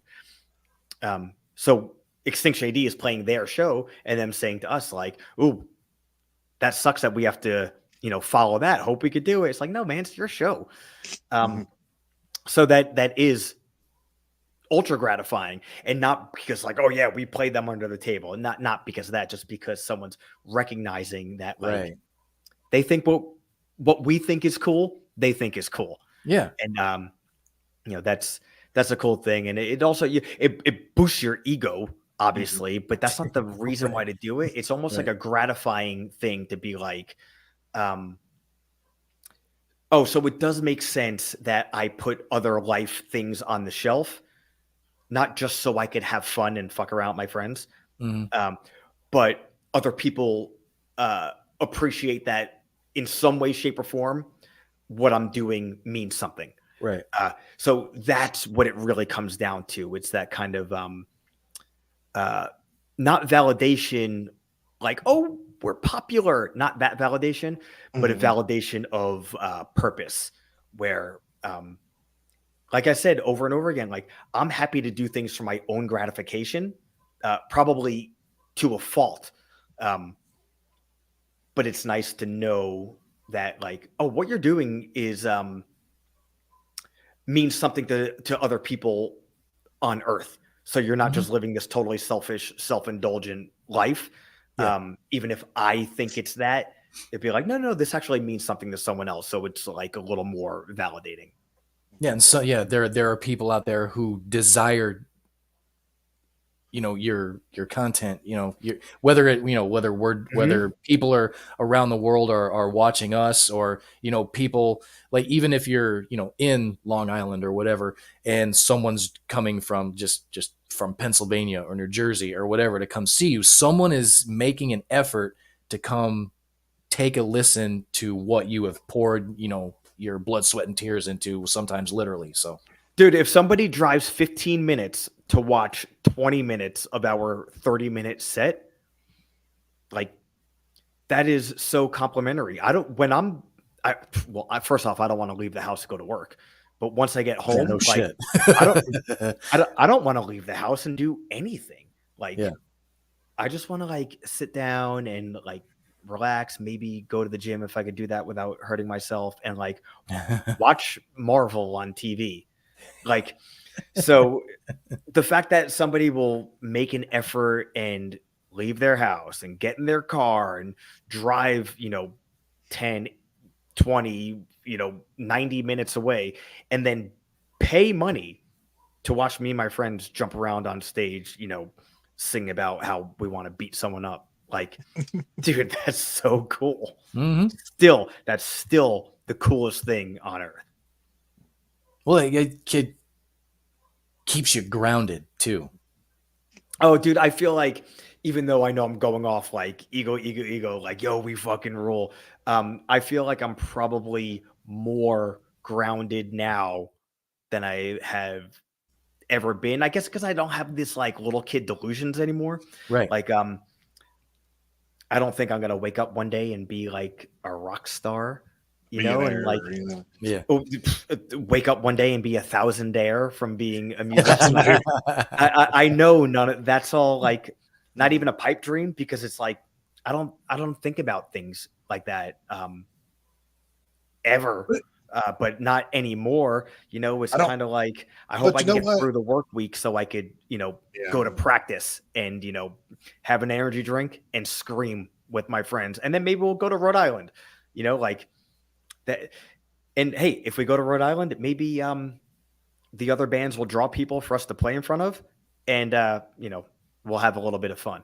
So, but if you think about it, how many bands that actually like made it probably actually expired to, though? I know everybody's in it to get there, but I mean, I'm sure Metallica at 19 years old wasn't playing some Bay Area, San Francisco thing. Oh, we're going to be the biggest metal band in the world. I mean, they probably didn't know that shit at the time. You know what I mean? Like, well, Lars probably did, but he probably had Lars probably did have those visions back then. James probably not, especially when they were playing at that skating rink in 1982. So, but I mean, but dude, I said for Rat. Yeah, I said from the beginning, the very first like the building blocks of this band, I said to myself, because I'd done other bands as like career for you know years. We'll take this as far as we can go, and then not knowing like that this would be an indefinite thing. And now I know with the way that we work and everything, like even if we stop playing shows or stop touring, whatever, like this band's never going to break up. There's no reason for this band to ever break up. But I said from day one, the first and like the paramount goal for this band, it has to be fun. It has to be fun and gratifying, and that's what matters the most. And even though even to this day we're still trying to push it, you know, we're on the biggest label that we've ever been on. You know, we're about to put out, or we just put out our third or fourth EP, and we have our fourth full length coming up this year. Like, it's the best songs that we had written had just come out, and the 10 better ones are going to come out later this year. Jesus Christ. So we're constantly pushing it. You know, we're working on doing more touring this year, especially leading up to the record and everything. Are you guys still with Unique Leader Records? Is that yes. Still with those guys? Okay. Yep. But all that being said, it's not like there's no goal to be reached, and there's also no there's no grave to fall into. You know what I mean? It's like, it's almost like we're like invulnerable when it comes to that. Like we can and will do whatever we want forever. And when you said that, it put me back in. Automatically thought of the Vince Vaughn thing in Dodgeball where he said that, you know, if you set goals, you're never disappointed. You know? Yeah, that's true. That's very true. And like it was so monotonous when you first heard it, and you like the more you thought about it, the more you're like, well, he's fucking right though. It's like yeah. Our only goal, or I could say let me speak more for myself. My only goal is to feel gratified with the music, and I know that's kind of open because like I want to feel gratified with what we write, what I hear, our interaction when we play. At practice or at shows. And, you know, I want a lot of things, but that's not my goal. You know what I mean? There's things I want outside of the band also that I know are never going to happen. So that's fine. But I feel like maybe that's one of the biggest things I could attribute to like growing up a musician. Like you could want everything on earth, but that doesn't mean every want isn't your goal. Yep. And I think it's great to have goals and strive for these lofty things, but I don't think of those things as goals. Those are just like wants. You know, like I said, there's a lot of things I want to do, and I will work towards those things. But if that's like the goal for me personally, if I set a goal and don't reach it, I'm gonna be pissed, and it's gonna make me miserable. Right. And to me, that doesn't mean I'm not motivated to get more, but like I know what means the most to me, and what means the most to me across the board in life. I feel like, at least from a selfish point of view, is like personal gratification, and I get so much personal gratification by writing and recording music with this band and playing with these guys. And then anything on top of that is like bonus. Yeah. Well, that's the funny thing about goals is a lot of people don't realize that more often than not, goals are finite. Mm-hmm, mm-hmm. You hit a goal. It's like, oh, well, I'm fucking done now. Now what? Now you gotta find something else. So, I mean, you know, and we kind of set that bar here too. Is like we came out here and like people's asked us. I've had people ask me a lot, like in the family, going, "Well, where are you going with this?" I was like, "Wherever it goes." I mean, I'm not out here trying. My goal is to put as many of these damn bands that nobody has an idea who they are, and put it in front of somebody and say, "Hey, you're missing out. Look, that's my goal. I if I make money off this eventually, great. If not, great. I don't care. It's like our whole goal is to put these bands out there, just like Extinction A.D. That you say you go on Spotify, you may have I don't know what you got on there now, but just say 15,000 listeners or whatever. But and if we go out there and next week you got 16,000, great. I helped you. You know what I mean? That's kind of the way I look at it. I'm not that kind of. I guess I'm just not greedy enough to be like, hey, I want to do this for a bunch of money. That's never how this started out. The funny thing is we weren't even looking at having guests when we first started. All we wanted to do was kind of take what we were doing already, because Jason and I, we get together on a Friday or Saturday night and just BS around a campfire. Kind of just, did you hear this song? Did you hear this song? Yeah. It's just kind of like, kind of sharing. Passing notes. Yeah. Yeah, basically. Yeah. And then, so it just started out, well, there's got to be a way for us to find more of these bands that we never heard of. And like Jason has always said, if we're not hearing them or we're just now finding them, how many other people are having trouble finding bands like this? So that was the reason this whole thing started. So we didn't even have any visions of having guests for like the first year and a half. Mm-hmm. Well, I think the thing was we didn't expect it to build as fast as it did either. Like we kind of got a pretty good bit of a fan base the first year, and I was like, well, damn, okay, maybe let's put some faces on here so people can actually see who they're looking for. Yeah. Yep. So I started reaching out to bands like, hey, I see you guys at Blue Ridge. You want to come on the show? Like, oh yeah. So, we've had, people that I seen live that didn't know who the fuck we were come on the show just to promote their music. We pushed their music. Well, we've been to show. We've had people on the show. We've been to their shows. That's kind of, and that's kind of what we do. It's like we're how big of a hypocrite would I be if Extinction A.D. came to Nashville and I've had him on the show twice and I didn't fucking go? Yeah, I mean, really, it's like, it's like, well, you're not really pushing bands. You didn't go to the fucking show. Like, okay, but unless there's something where I'm out of town or something, don't get me wrong. Like, Extinction A.D. comes to Nashville, my ass is there. Shit, yeah. You want to see Chris lose his shit? Hey, what if Extinction A.D. opened for Machine Head? It was like, shut the hell up! Shut up! I told you. Well, not that there aren't shades of Machine Head on the new EP anyway. Well, that's true. Well, I mean, that's why I said that because which I thought was like, Rob has a lot of aggression too, so it's which I thought was so great. By the way, and I think it's safe to say that I think you guys may have an advantage over a lot of bands too because of the longevity of the members. I think you guys have been together. What the last one was in 18, joined in 18. Is that right? Oh yeah. Tom took over for Pete in 2018. Yeah.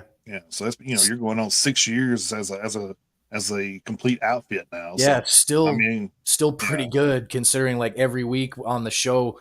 When we're talking, just when we're going through our normal format, it seems like we're talking about a lineup change somewhere almost every week. I mean, it's like You think even Megadeth had 3 guitarists in the last, so many years. I mean, it's like 3 months. Yeah. Yeah, no shit. Yeah. So I mean, it just happens. I saw. And speaking of that, I think the reason why you're talking about getting older and not slowing down, but you think about Dave can't play as fast as he used to. I'm sure. So I mean, you got to have somebody like a Kiko or Timu or whoever he's got now playing a lot of those riffs that he would normally play, because like I said, you get older, your hands don't work as good as they used to, and it's part of life. I mean, you got to adapt to that, and and by all means adapt to it, because we want to keep hearing that music for as long as we can, because we're selfish ass metalheads. But yes, we are. Yes, we are. But you roll guilty as charged. You roll Ozzy's ass out there with a damn tube in his leg. I don't give a shit. Let's go. No, honestly, I would not want to see that. We talked about that. We'd rather Ozzy wants to do it. He's even been quoted as saying he wants to do it. Ozzy's crazy though. Yeah, they're gonna start bringing him out in like a space type of suit at some point, I'm sure. A big bubble or something. Hyperbaric chamber, bubble wrap. He'd be an all bubble wrap. Yeah, he'd be like, generals gathered in there. He's laying like out on a table and shit. I can't hear you because this fucking thing's in my ear. So I mean. But yeah, I do attribute to you guys being together for a little bit, because I mean it makes a difference if you're going through, like you said, if you went through a bass player every album, that's going to change your sound up a little bit. I mean, don't get me wrong, it's probably not going to affect it a whole lot, but people that listen for that would be like, that's a different tone, or because I mean, look at you wound up with somebody that has got a distinct sound. I mean, look at Joe Satriani, for example. Right now, he's trying to get a guitar made to where he can duplicate Eddie Van Halen's sound, because he can't do it. Yeah. I mean, if I don't tell you all these guitarists have a distinct sound, then nothing will. I mean, it's just like, Zakk Wylde went out and said, hey, I'm not going to sound like Dimebag on this tour. I'm just going to tell you guys before we go out on it. Don't expect to hear riffs like Dimebag played. I can't do them. I'm going to put my spin on his riffs and play Pantera songs. I mean, it is really nice, the fact that this is probably the most consecutive EPs and albums, etc., that we've had the same exact lineup for a while, which is great. Our first EP and first full length, we had our first second guitar player and bass player. Then Ian joined the band, and he was on Decimation Treaty, but our first bass player Pete was still there, so once Tom joined the band, it's been the 4 of us for we did that covers EP. We have Chaos, Collision, Carnage, Propaganda, Ruthless and Tank Culture. So the record is going to be I guess the 5th proper release with the same lineup, which I don't know, shouldn't be the biggest deal on earth for bands, but like in this day and age, like you're saying, it is a bit of a rarity. I don't remember if we asked you this last time or not, but I see where Mike, the drummer, he's kind of been there as long as you have. And did you guys played in This Is Hell? So was This Is Hell kind of a prelude to Extinction A.D., or was that a whole different band? I mean, it's a different band. It's funny because Mike was This Is Hell. We had, I think, 4 drummers. It's almost like not even almost. I think every album This Is Hell did, it was myself and Travis, the singer, and then other people. And it changed like every single album or release, who else was in the band. But yeah, Scuzz was playing drums for the last, or the 2011 full length that we did.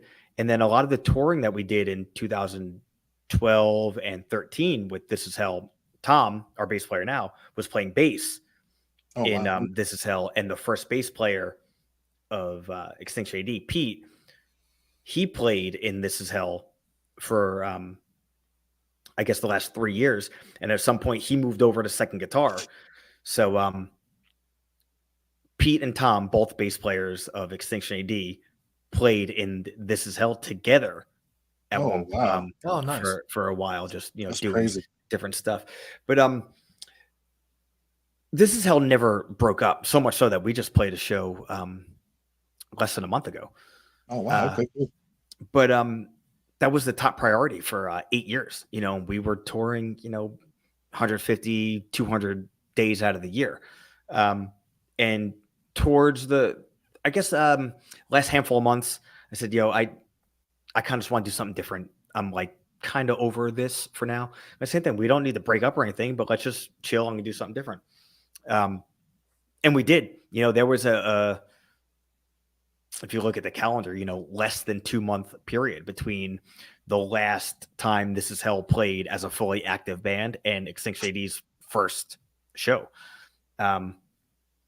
So, one came from the other, but it wasn't like renaming the band or anything, because there was some members crossed over, but then some were not. And then, I was the guitar player, did some singing, but I wasn't like the front man of the band of This Is Hell in the slightest. So it was kind of like, all right, well, let's just, put this on hold for a bit and we'll do Extinction as the main thing. And then just peppering in some This Is Hell stuff here and there. Like we did a record in 2016. We played some shows in 2018 and 2019. And then, we played, I guess technically last year, we played twice last year. And we might do a little European run in June or August. I'm not really sure. It's kind of up in the air of what exactly we're doing. I know we were, there's like some festivals announced that we're doing, but what month they are, I have no recollection. I was actually gonna ask you about that here in a little bit because there's a heavy metal festival that's going into its 3rd year here down in Tennessee, and they're actually starting to take submissions for this coming year right now. So I didn't even know what you guys had on the horizon or anything for. Are they doing bands yet? I think the one I posted was just for vendors right now. So the one that you posted earlier today was for the vendors. But they do have that bands too. Okay. Yeah. I'd have to go back and find it. I think it was about a week and a half, 2 weeks ago. I posted it because I saw them post. I saw them put up the post. They were taking submissions for the lineup, and I made sure to share it to both the group and the page. So yeah, I'm just kind of curious. I was gonna ask you about that because I didn't know if you were doing any other festivals domestically or not. Because like I said, we knew you guys had been, over in Europe, so I didn't know what the schedule was looking like or not. So, yeah, I mean, like I said, once we got back from Europe, there was so much. Oh, we got to get this record done instead of hey, let's get tight on these songs that we've been playing for 2 years. It was we got to write songs and then record and be like good enough to record them like really quick. So it was. Once we got back from Europe and we realized the kind of time pinch that we put ourselves in, there was, we got to focus on that. Like shows, they'll fall into place or we'll just worry about it when we're done. So we're at that point now where we have a little run in May and June. We're playing a festival in Toronto and doing some Northeast shows. But it's to the point now that everything's done and, we're starting to focus on, all right, what are we going to do for the year where we're going to play and make sure it coincides with, making sure people don't forget that the EP is out, as well as to start promoting once we, I guess, officially announce that record is coming out this August. Right. Well, yeah, because you don't want something. It's officially unofficial right now. So yeah, I mean, it's definitely terrible business for me to just straight up say that we already recorded a record and that's coming out this year when we just released an EP a couple of days ago. But well, you got 8 months. Yeah, you got 8 months to enjoy the EP. That's fine. That's yeah. Hey God, don't promote your music. What's wrong with you? I see, like too. Mike was actually in a couple of bigger name bands before too. They got him listed as being a live member of Unearth, and then in Light the Torch. Yeah, he did. He was filling in for a tour for Unearth at some point a few years back. And then he did a quick stint in Light the Torch. I don't know if that band is still a thing. I think they are. I think you're just we were supposed to see them like 2 years ago. Was it 2 years ago? And then he postponed for. I guess he had Howard had some health issues going on or something, so they had to cancel. Of course, anybody has followed him for years. He's diabetic, so I mean that tends to flare up and don't really give you much of a notice. So yeah. And then he was supposed to be with Scion at the Blue Ridge Festival last year, not this past year, 2022, because that's when I was there last. And then they canceled that, and I think that was Jared actually canceled, not Howard. So it's been kind of my wife's a big Howard Jones fan, so for us to not ever see them, I get hounded. If he comes anywhere near here, we're going. I don't give a shit. You got to drive 6 hours. I have heard her say that very thing. I have. He is not kidding when so if they come anywhere near here and I don't go, we'll probably be divorced. So you might. You might. Like, damn, 25 years down a drain because I can go see Howard Jones. But, that's funny. I was going to talk a little bit about. Let me just see if I can share this real quick. Yeah, I was telling him I think we were on a different platform when we talked to you last. So this one's a little bit better, so we can do a little bit more on this one. So yeah, Jason, you just got busted too. Did I? Oh yeah. I always talk. So this is the album cover to the Ruthless Intent. So that was, I think the artwork kind of fits the title because there's a lot of shit going on there. That's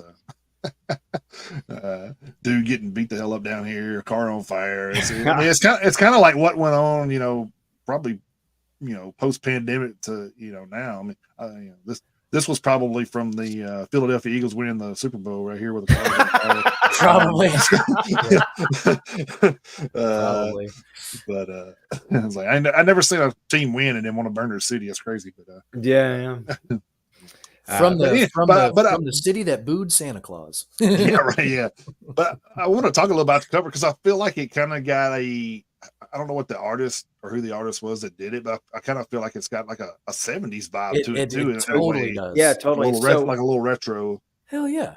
Yeah, our friend Lauren Moran, obviously she's an amazing artist, and she's also a great person, and she's very, very vocal and involved in artists' rights, especially with especially in the AI era. Exactly, like making people aware of the difference of using AI as a tool or something that is literally people are trying to use AI to replace artists. Right. Yeah. And not just like of all kinds, but like fine art like this. Like so when we came up with this idea, we knew we wanted to do something that was kind of 70s like exploitation film cover type of deal. And right away I was like, oh, I think that concept, without going 100% mimicking an existing poster, but putting our, a little bit of a spin on it. I was like, Lauren would be great for this.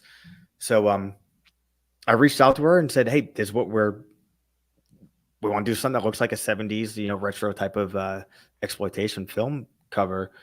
This is the name of the album. These are the lyrics for the songs. Go nuts. And she said, okay, I'll come back in, a couple of days. And she drew up like a rough draft. And I was like, yo, go nuts. You're fucking nailing it. Yeah. And she did. And here it was. It was just kind of that, like, I guess that synergy of like, I tend to, big surprise. I tend to like over explain and contextualize things.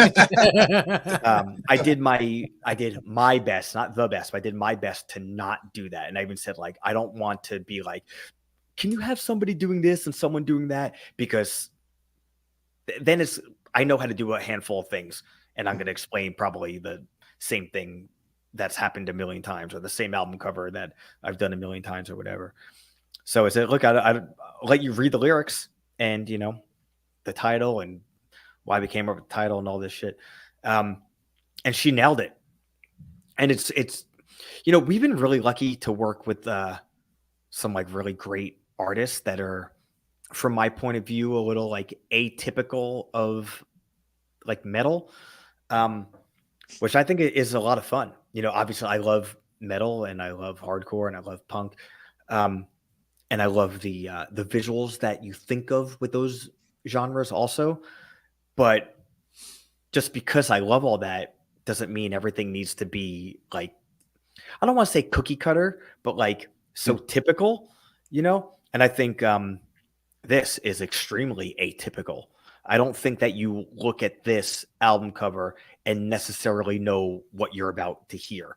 Now, I think you look at this album cover while you're listening to the record and you say, oh, totally goes together. But one doesn't intimate the other. And I think the same goes for Culture of Violence to a degree. And I think you definitely don't know what you're getting when you look at that cover. Hell no. Yeah. And I think the same goes for Chaos, Collusion, Carnage, and Propaganda. Especially with a band like us, the way certain people classify us genre-wise, which I have no issue with any genre tag anybody wants to give us. Whether I think it's on or not, it doesn't matter to me. I don't. Someone says like, oh, band's okay, just another thrash metal band. Hey, if that's what you hear, totally fine. Someone's like, oh, they used to sound like this, and now it really kind of sounds like a lot more Pantera and Machine Head. Like, well, you are correct, so that's fine. And we often get like, oh, it's kind of like Metallica, it's like a hardcore band. I don't think of us as just a hardcore band, but I'm not going to argue with somebody. It doesn't give a shit. Do you like it or do you not like it? And to be perfectly honest, even at that point, I don't give a shit. I'd rather somebody like it than not, but it doesn't bother me either way. Right. So I really have fun with using the album artwork, even if it's like me doing a little explanation or just coming up with a little idea and letting a separate artist who's not in the band go wild and come up with something that like not what I had in mind, but that's perfect. That's so much fun, especially when it doesn't look like this. This does not look like your typical thrash metal record, but it also doesn't look like your typical extreme metal record. It absolutely does not look like your typical hardcore record.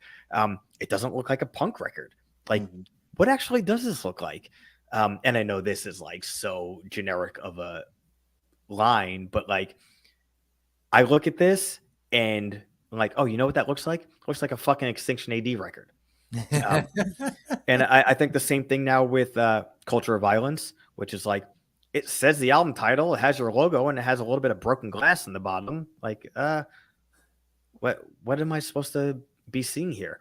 Like, listen to the record, and then, from my opinion, like, oh, you know what? I listened to this record. I know exactly why that glass is broken down there. And same thing with the EP. Chemical Messiah is the artist for the CCCP EP, and he's a crazy person. I don't even know him personally, and whenever I would speak to him, he doesn't sound like a crazy person. But then you see his artwork; that guy's a crazy person. He definitely got some weird artwork on it, and I love it. Like it's so fucking weird, and it's just not fucking weird enough that you're like, you don't go into it saying like, oh, there's some like abstract bullshit. You're like, this is some abstract, weird, cool something. And I mean, and to think Picasso and Van Gogh, they were sane as hell. Like, yeah, right, exactly. You know, you have to be anybody to who cut does your own ear off. That's awesome. I mean, you got to be sane to do that, right? anybody Yeah. that dedicates themselves to any type of art in some way is a crazy person. But Yeah. yeah, this artwork we were unbelievably excited for. Is kind of the thing where even when we came up with the idea and everybody's like, "Oh, it's a great idea." It was like, "All right, so what should it actually be?" I said, "Yo, if you guys want to discuss this and brainstorm, that's totally cool. But I think we should just, if we're gonna have Lauren do it, not even give her like any like bullet points to hit.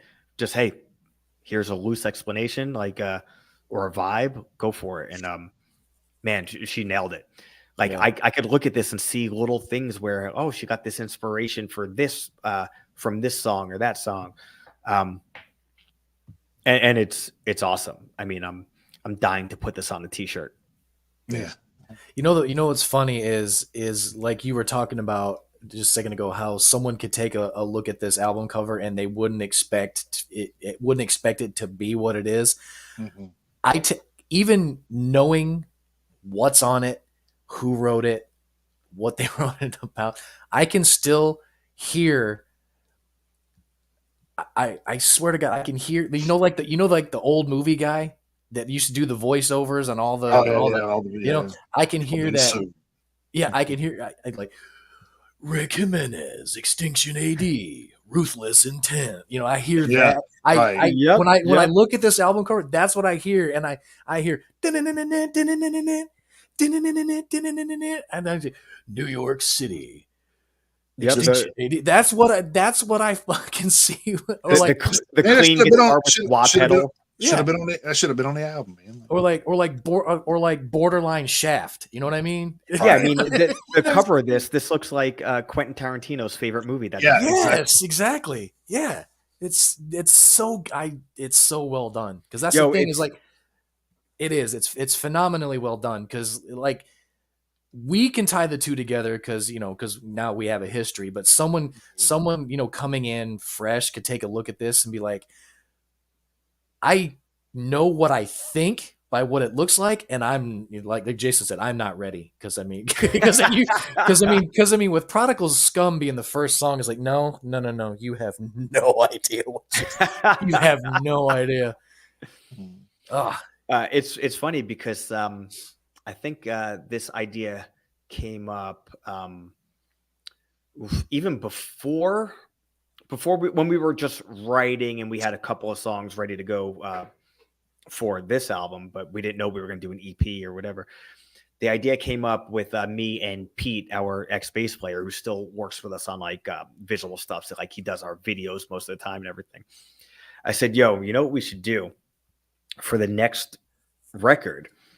We should make like a movie for the entire record and do like the four of us in the band, like we are characters in that movie, and do like a 2-minute short and then a video for the track one, and then like a 2 or 3 minute short and then a video for track two, and just do a full movie. And Oh, I would love that. maybe it doesn't even make sense. And I know like I'd assume all four of us are like terrible actors, and anybody else we could get to do things. And we came up with that idea. I'm like, let's just throw a bunch of shit at the wall idea wise for each like different styles we want to hit. So like every skit would even be like a different style, and there might be some through line of a plot point, but maybe not even.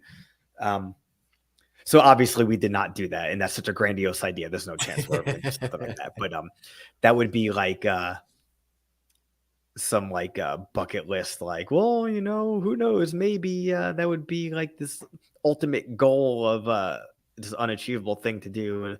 But I think that might have even been where the idea came from of having this be this kind of style of like a movie poster. Was we threw around ideas for that for maybe about 2 weeks, and then it kind of like drizzled off a little bit, and then the reality of like, yo, this is just so far beyond. I mean, dude, we do like everything ourselves.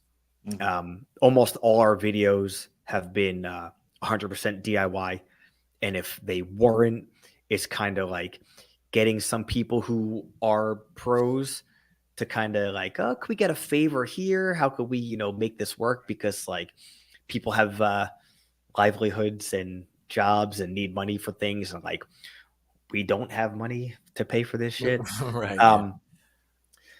But I mean, that's also like, that's like where I came from. Not even just music, just in life. You know, you just do shit yourself. And also, it's that kind of thing. Like, the more people you involve on the outside, the more people you need to rely on. And I hate relying on people because I want to get shit done, have shit done efficiently and properly in our vision, and not have to wait. So if we were to ever do anything like that grandiose, like that would be a major thing for us. So I wouldn't count on anything like that ever happening, but I guess you never know. Maybe one of us will like strike it rich somehow one day and we'll be able to block out a month of time to film some fucking stupid movie. Well, if you need an extra actor, just saying. There you go. That's true. That's true. Stuff. There's something else I was going to ask you, and I forgot what it was. We got talking about that album cover, so we always get to talk. We always get to talking about the album covers. Yeah, well, we just got the finished artwork for at least the front cover of our next album, and it's another local artist. And man, shit's sick, dude. I mean, it's another one of those things where like we gave like the tiniest shred of like direction, but also like we know we like this guy and his style and his stuff. Like, go nuts, man. He knows the band, so he knows what we're going for. And you know, the little things of like, I don't know, I guess it's really cool. Like I said, going from feeling so DIY and everything has to be done in-house all the time to knowing that we're so staunch like that, to be able to bring in somebody else that, even if it is just an album cover or something or a video or something, for that period of time, they're a member of the band. Because everything they're doing reflects on us, and you know, we're influencing them obviously because it's our project. But if it needed to be dictated by one of us, then one of us has to do it. You know, if we want to bring somebody else into our circle, it's really cool and gratifying to let go of those reins with someone you trust. And you have to be able to trust them to let go of the reins and have them be a part of something, and to have like their artistic vision become your artistic goal. And man, when it works, it is so cool. So it's one of those things where we were so excited for this, the cover of Ruthless Intent. Like I said, I can't wait to put that shit on a t-shirt and on a tour poster. And knowing, just like the songs on that EP, that we have a whole other package coming within the next, you know, calendar year. Man, shit's exciting, dude. I think one of the things I was kind of curious about, I know you like to stay in shape, of course, with all the if you ever want to look at any of the pictures and stuff of the band, Rick's the guy with the shirt, the sleeves cut and stuff like that. You can pick him out. But I was like, when you're on tour and stuff, do you find time to get a workout in during that, or you just say, fuck it, I'll just do it when I get back? Or oh no. You know, to be perfectly honest, finding time for the gym on tour is sometimes easier than finding time for the gym at home. Really? Actually, I can kind of see why. I can see why. Yeah, I mean, you get into a little routine. You know, like even this weekend, we were able to get to the gym every day. You know, either you have a really early load in, or I guess it doesn't matter what time you have load in. Say on Friday we had a load in at 4, and we came from my place, so we had a drive. You know, we drive, we do our load in, and then hey, there's 2 hours before doors. Let's go to the gym. The next 2 days, you know, we didn't have to be at the venue until 5 or I think even 6 one of the days. Like, all right, we'll drive do the drive. We had 3-4 hour drives. Like wake up, eat breakfast, drive into town, but instead of going to the venue, you just drive right to the gym. Mm-hmm. So it's like, all right, after breakfast, we're done with breakfast at 10. We're 3 hours away from the venue. All right, what's the closest gym to the venue? Put that in the GPS, just go right there. Mm-hmm. So yeah, I mean, it's actually, it's easier to do that than it is like for me to wake up early and go to the gym before work, or work a full day, come home, and then have the time and or energy, to go to the gym at 8:30. So like, I just worked all day. I want to hang out with my wife and eat dinner and hang out with my dog and sit on the couch and watch TV. Yeah. But it's also like, well, I'm probably going to caffeinate again on the way home. So like, let's fucking put that shit to use. Are you guys still doing the push-up contests at the shows? You guys still doing that? What? We stopped doing that shit because it's like everybody on earth started doing it, which like, dude, that shit. We did that with This Is Hell in 2012 into 2013 because we were doing a bunch of festivals. Like we were doing like Reading and Leeds Festival. We were doing Heavy Fest. We did Resurrection Fest. We went over to Australia and we did Soundwave Fest. So we're playing these gigantic festivals. And then there was this one This Is Hell song that we were playing that was like super fast and short and thrashy, where Travis, our singer, just one night said, yo, let's do a circle pit. I'm going to get down there and let's do some push-ups around the circle pit. And it's funny because, Travis is a lazy asshole and he's never done push-ups in his entire life. So I think it was his way of getting out of singing the song. So he said he was going to do that. He got into the plank position, and then I got stuck playing guitar and singing while he did, 1 or 2 push-ups and laid on the ground while everybody else did push-ups, did a circle pit around it.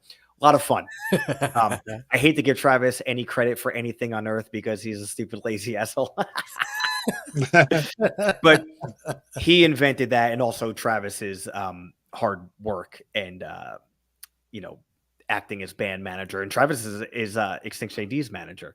Aside from the fact that like I'm not the lazy guy and I write songs and play the songs, anybody on earth could do that. Travis's hard work is the reason why I have a music career, as opposed to a slew of songs that I played to myself and my dog in my office. But so we did that for about a year with This Is Hell. Then we kind of stopped playing. A few years ago, we're playing Extinction A.D. and I was like, oh shit, yo, this is what we're going to do. And I brought it back on a whim. And it's like, yo, this shit is fun as hell. Let's do this every single night. It's so much fun.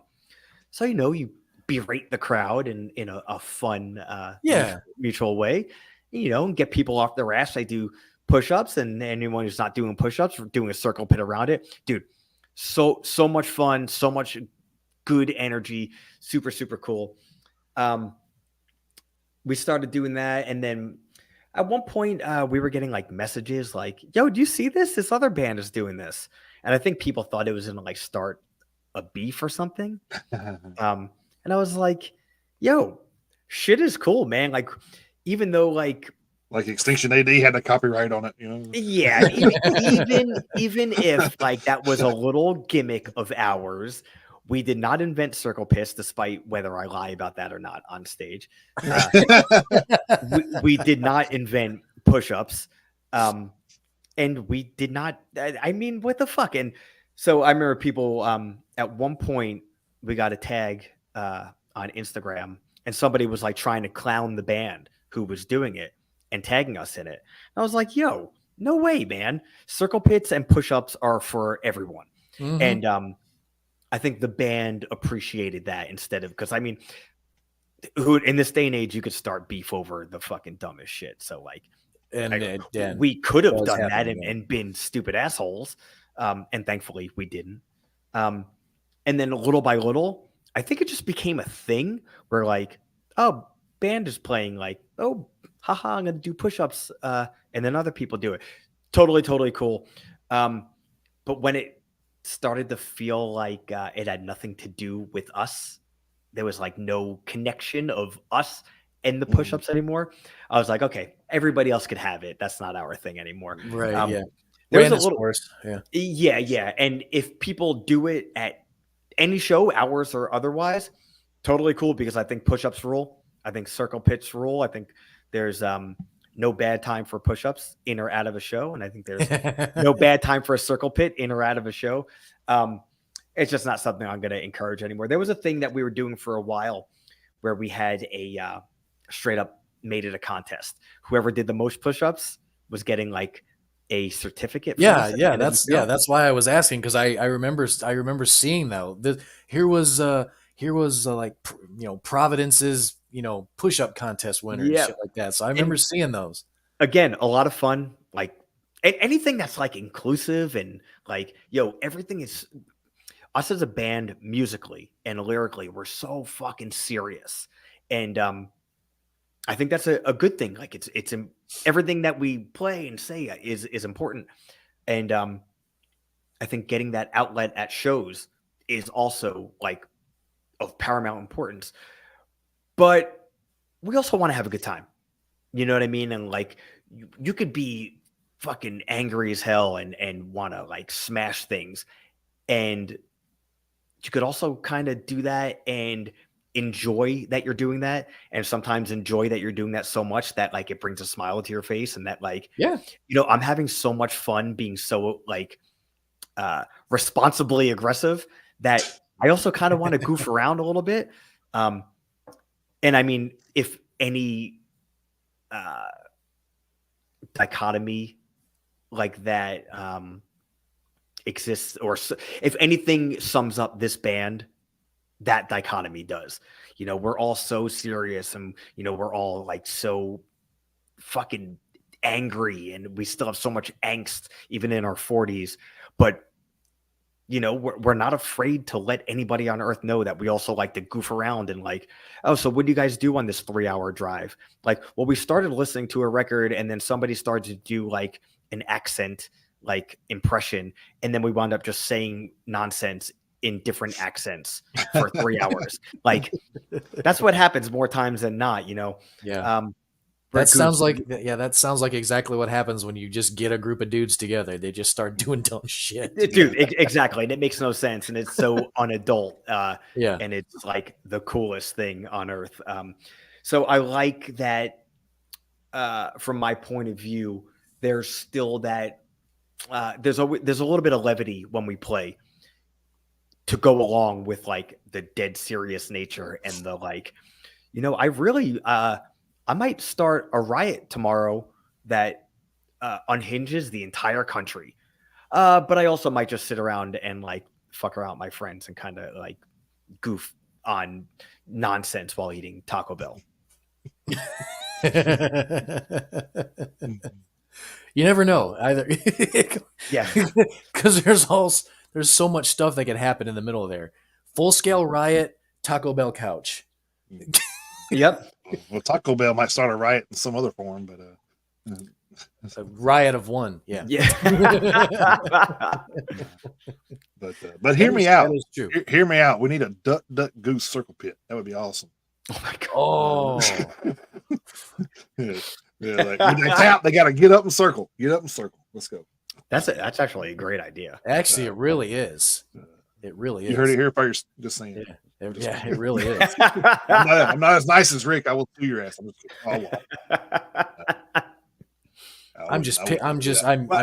picturing that right now.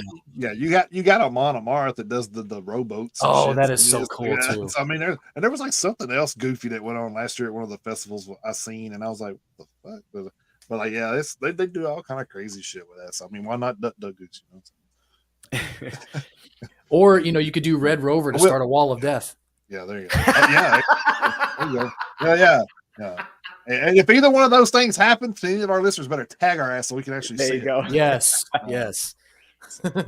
We want to see it in action. God, that'd be so fucking cool. Yeah. Well, I mean, I can't start it. I'll just go out there and set the floor and be like, what this dumbass doing? Right. Yeah. So you better get up. These motherfuckers finna goddamn play. You gonna get crushed down there. I think my ultimate goal, as far as like dumb shit at a show, I would love to see like a handful of people make like, like the fuck you horseshoe. Instead of that, we get like everybody makes a big square, and then like, all right, everyone's got like time, maybe like 15 seconds. 2 people get in there and you have time to do like 1 or 2 like wrestling spots. And if someone's hitting the ropes, that's hitting the crowd, but the crowd has to, bow like the ropes and kind of like shoot people back. And then like, all right, you hit the ropes and duck the clothesline and, kick someone in the stomach, did a stunner. All right, you guys are done. Who else is getting in? Now we're talking. I was about to say that's right up Jason's alley. That's right up his alley. Probably a little too convoluted to get people to do that, but who knows? I don't know. I mean, people. I mean, hell, they got them to do that crazy ass shit. So I mean, they can't ever. I mean, hey, you get people in there drunk and then shit too. I mean, that always helps when you got people a little bit tipsy in there. They'll do some crazy shit. So yeah, and then we all know how competitive a large group of drunks gets of males can get. Yeah, but of course, not to say that. Of course, that's not to say that the females who are at the show don't get involved, because they do. I'm not trying to exclude them, but I mean, we all know how testosterone fueled we get when we're in large groups together. So I mean, so I mean, if any of those 3 scenarios could be done, it could be done at a heavy metal concert. Yeah, exactly. Without a doubt. Get the T-on-2 man Taylor like, oh. Exactly. Hell yeah. Yeah. At a metal show.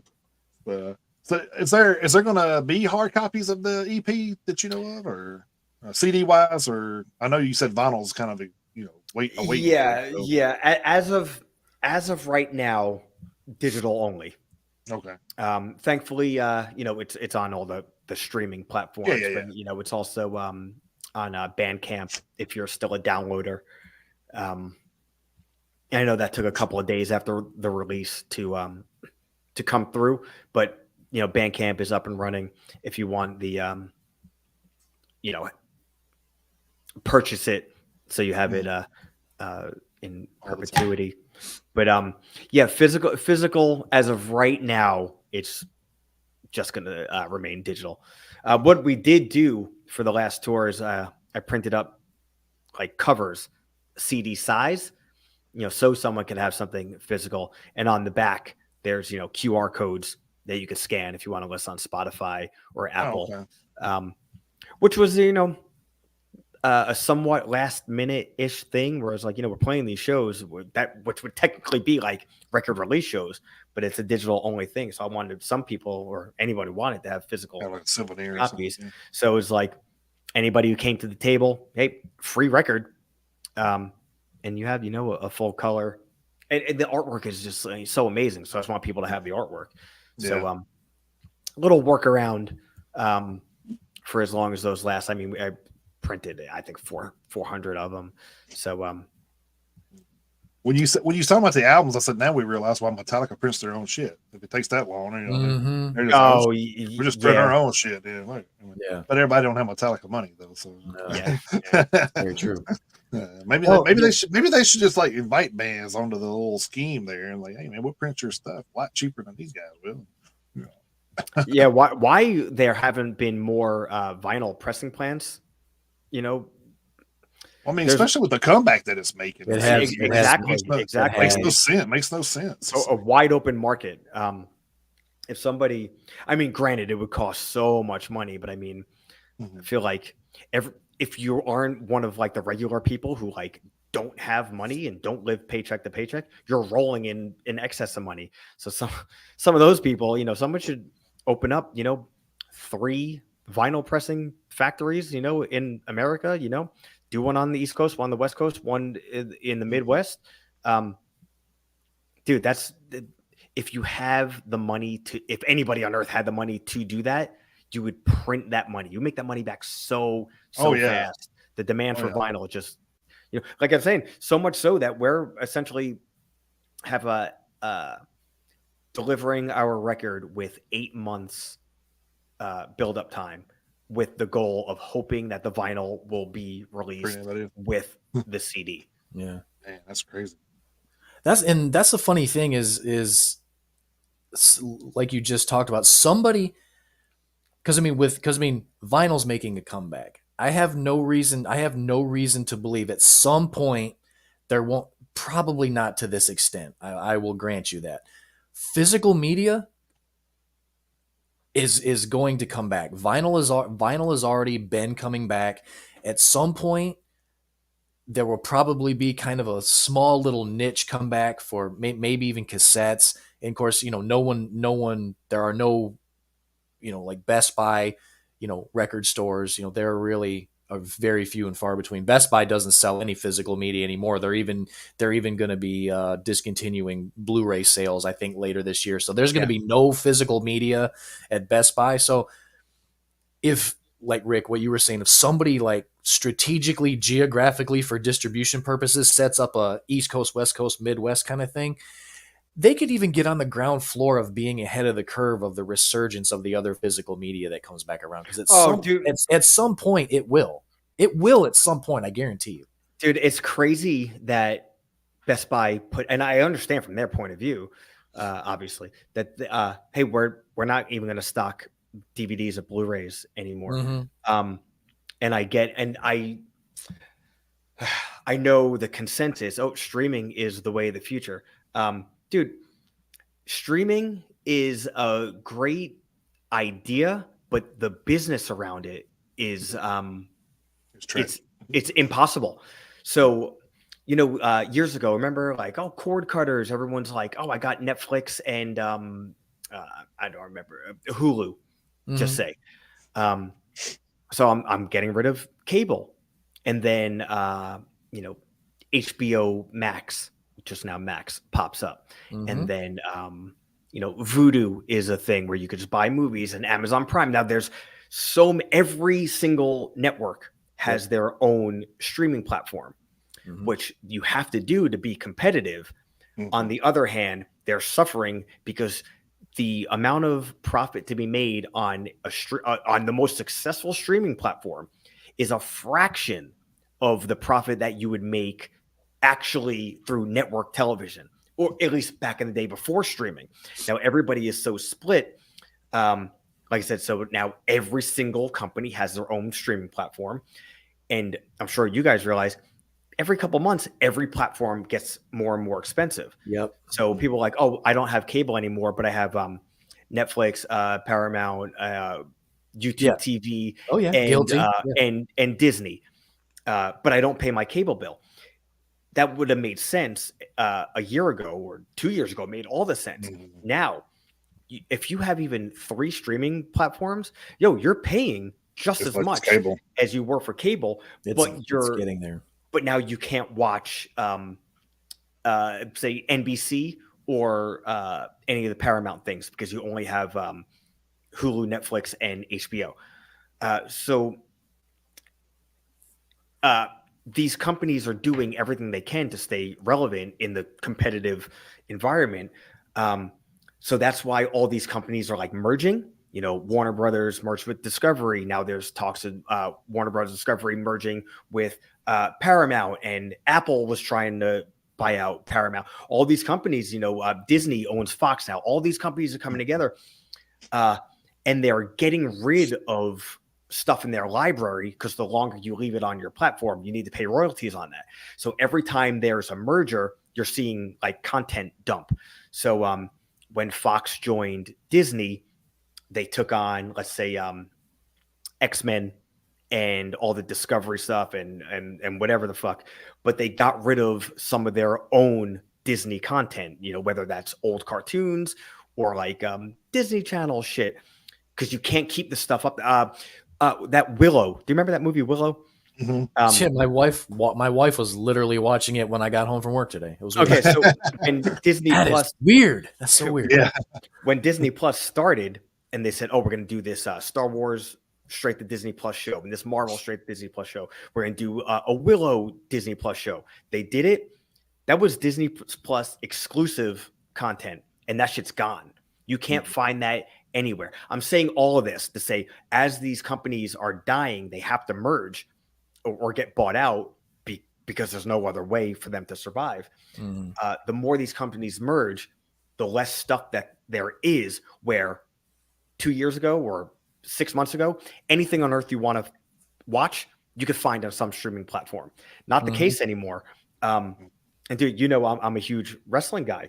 I'm so glad I never got rid of my wrestling DVDs, because when I got WWE Network, I got rid of a lot of my VHS that I taped from TV. Some I held on to just in case, and I'm so glad, because when WWE Network started, they had everything. Like, I would say 55-60% of like any wrestling that they owned was on WWE Network. Now they folded that service. They're with Peacock, which is an NBC thing or whatever the fuck. Yeah, it is. I have that. Hardly that's just there either. So there's a lot of stuff on Peacock for WWE, but a fraction of what was there. So from my like nerd life, I know WWE DVDs on eBay skyrocketed in price. People are like, oh, I need to get this because this shit's not here forever like we thought it was. Again, overly context, too much talking. That shit's happening with movies, with TV shows. People are going to be, if they're not already, clamoring for physical media, because otherwise you can't get it. And dude, try to download something illegally nowadays. It's still possible, but like, I don't fuck with that anymore, because it's like, it's difficult to find shit because all the pirating sites are down. And if you do find something, whatever internet provider you have, there's a chance you're going to get a letter in the mail or an email like, hey, asshole, we know that you downloaded Star Wars Rebels Season 1, and we're pissed. And that did not happen. Especially comes from Disney, they'll try to sue your ass. Yeah, dude. Now, do I think music is going to go that route? I doubt it. But part of me wouldn't mind. Because, that's the thing. I wouldn't mind either. Music is one of the. I think once. I'll say this: I wouldn't mind it if you guys get the royalties you deserve from it. That's my thing. Like, you know what? I never really made money from dude. To be perfectly honest, I make more money in royalties. Now it's still like a person would laugh at it, and I laugh at it, and sometimes I get upset, laugh at it. But I get a more consistent royalty bank thing now than I ever have before streaming. Now, I think a lot of that has to do with the people I work with in through Extinction A.D. and through This Is Hell, the people I work with now as opposed to the people I worked with back in the day. But I think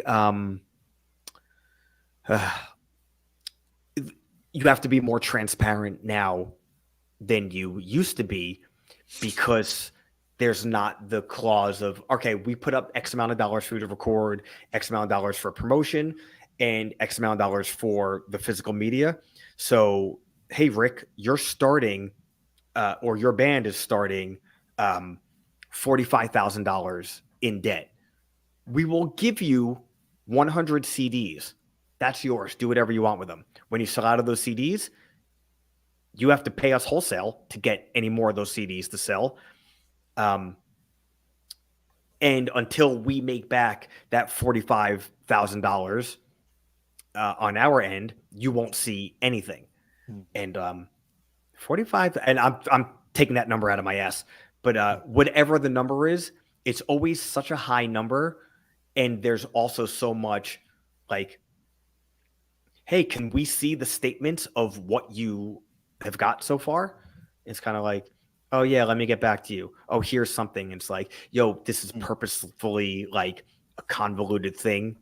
And dude, this sounds familiar, doesn't it, Chris? Exactly. Yes, it does. This is like why certain bands, and especially, I don't know why I'm dancing around this, man. Late 90s, early 2000s, all those record labels either went out of business and came back as another record label, or people hate those guys' fucking guts. Like, look at everything that happened.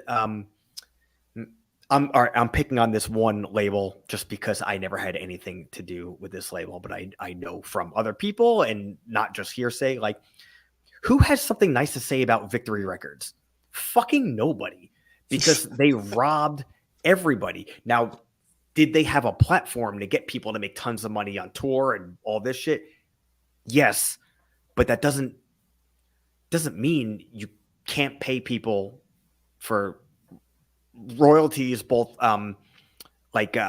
publishing and hard royalties. And many other labels of that generation really, really fucked all these other bands, and they didn't know any better. And it's also like, oh, I'm just happy to be on this label. I'm just happy to have a CD come out and be in Best Buy or Hot Topic or Sam Goody or whatever the fuck. You can't really get away with that as much because, first off, labels aren't putting exorbitant amounts of money into bands anymore because they know the return isn't there as much. But therefore, bands aren't racking up these astronomical levels of debt with labels anymore either. And then if you choose the right people to work with, in this day and age, you can get like a really good deal. Like, fuck. You think I would know, remember this. The label that put out the 2016 This Is Hell record from the very beginning, we were just going to put out digital, put it on Bandcamp. Hey, surprise, we have a record. And the label was like, yo, we want to do vinyl of this. Like, yo, vinyl is so expensive, especially like on a super, super indie level. Coin Toss Records? Coin Toss Records. Jesus Christ, I'm a shitty guy. Guy's name is Indy, like old friend of the band. He's like, yo, let's just do a 50-50 split from the jump, including streaming and everything. From the day that record went on Spotify, whether it is, 4 cents, 87 cents, or $6, quarterly, I make money from that record. And it's like, wait a minute, this was like a run of like 500 vinyl and then streaming and Bandcamp. Like, how am I making money on this? Even if it, but I'm not making money from the prior 4 This Is Hell full lengths or like 8 EPs that we did, or any of the Soldiers records I did, or any of the Extinction A.D. things I did, or anything of that nature. So if you choose the right people who like, hey, let's just work mutually beneficial. Yeah. Big surprise. Let's do something mutually beneficial in this day and age and in this fucking country. And guess what? Goodwill and a $3.45 direct deposit, thing in my bank account. Man, that guy is a friend for life. And then somebody else who's like, oh, all right, we're going to pay for you to be in the studio for a week and put out the CD. And hey, like, isn't that great? You're on my label. And it's like, oh, cool. And then as soon as like the 1 month album cycle is over, I never hear from this person ever again. And like, I've never seen $1 from any of that stuff. Whatever, kind of crappy, but like, at least, oh, well, maybe I made a bad deal, or maybe I was just excited to have, a stepping stone in a career. But again, it's goes back to it's odd that my personal experience is in some ways better in the modern era than it was in this, I guess, the CD era. But it almost makes me, or not almost, it makes me think, man, if I would have worked with the people that I've been working with over the past decade or so, pre-streaming, and they had the same mindset, I might have been able to like pay some bills and not racked up at some point like a 5 or 6 figure, not 6, a 5-figure like credit card bill. So all that to say, I don't know if it would ever go back to a dominant physical media thing for music. I think there's a good chance that movies and TV, and if we live in a capitalist society like we do, whether we like it or not, I think there's a chance that video streaming winds up not being the dominant way that we consume like ocular media, because the business model just like is not there. As far as like supporting major corporations, it's crazy to think that like, oh, Disney, so successful, like, Disney is and they're doing better than other companies. Disney is not as stable as we would think. No, they aren't. No, they aren't. And there's like there was even talks over the past like 2 months that like Apple had expressed interest into acquiring Disney. Like that's fucking crazy. Mm-hmm. That's fucking crazy. And you just have Elon buy it all up. He's buying everything anyway. Oh, for fuck's sake! But I think to get change the name of it, change it back to you change Disney to BD Plus or something. Back to what you were saying like 45 minutes ago. Physical media, I think, has been down for a while, but I don't think it's out by a long shot. So much so that like, dude, vinyl it's on the upswing. Mm-hmm. Like it is like business of vinyl is higher now than it's been in a while. And last year it was higher than the year before. I think there was only like one plateau over the past maybe like 10 or 15 years with vinyl, but it's been on like a steady increase. Dude, major stores, Target and Walmart carry vinyl. Yeah, they do.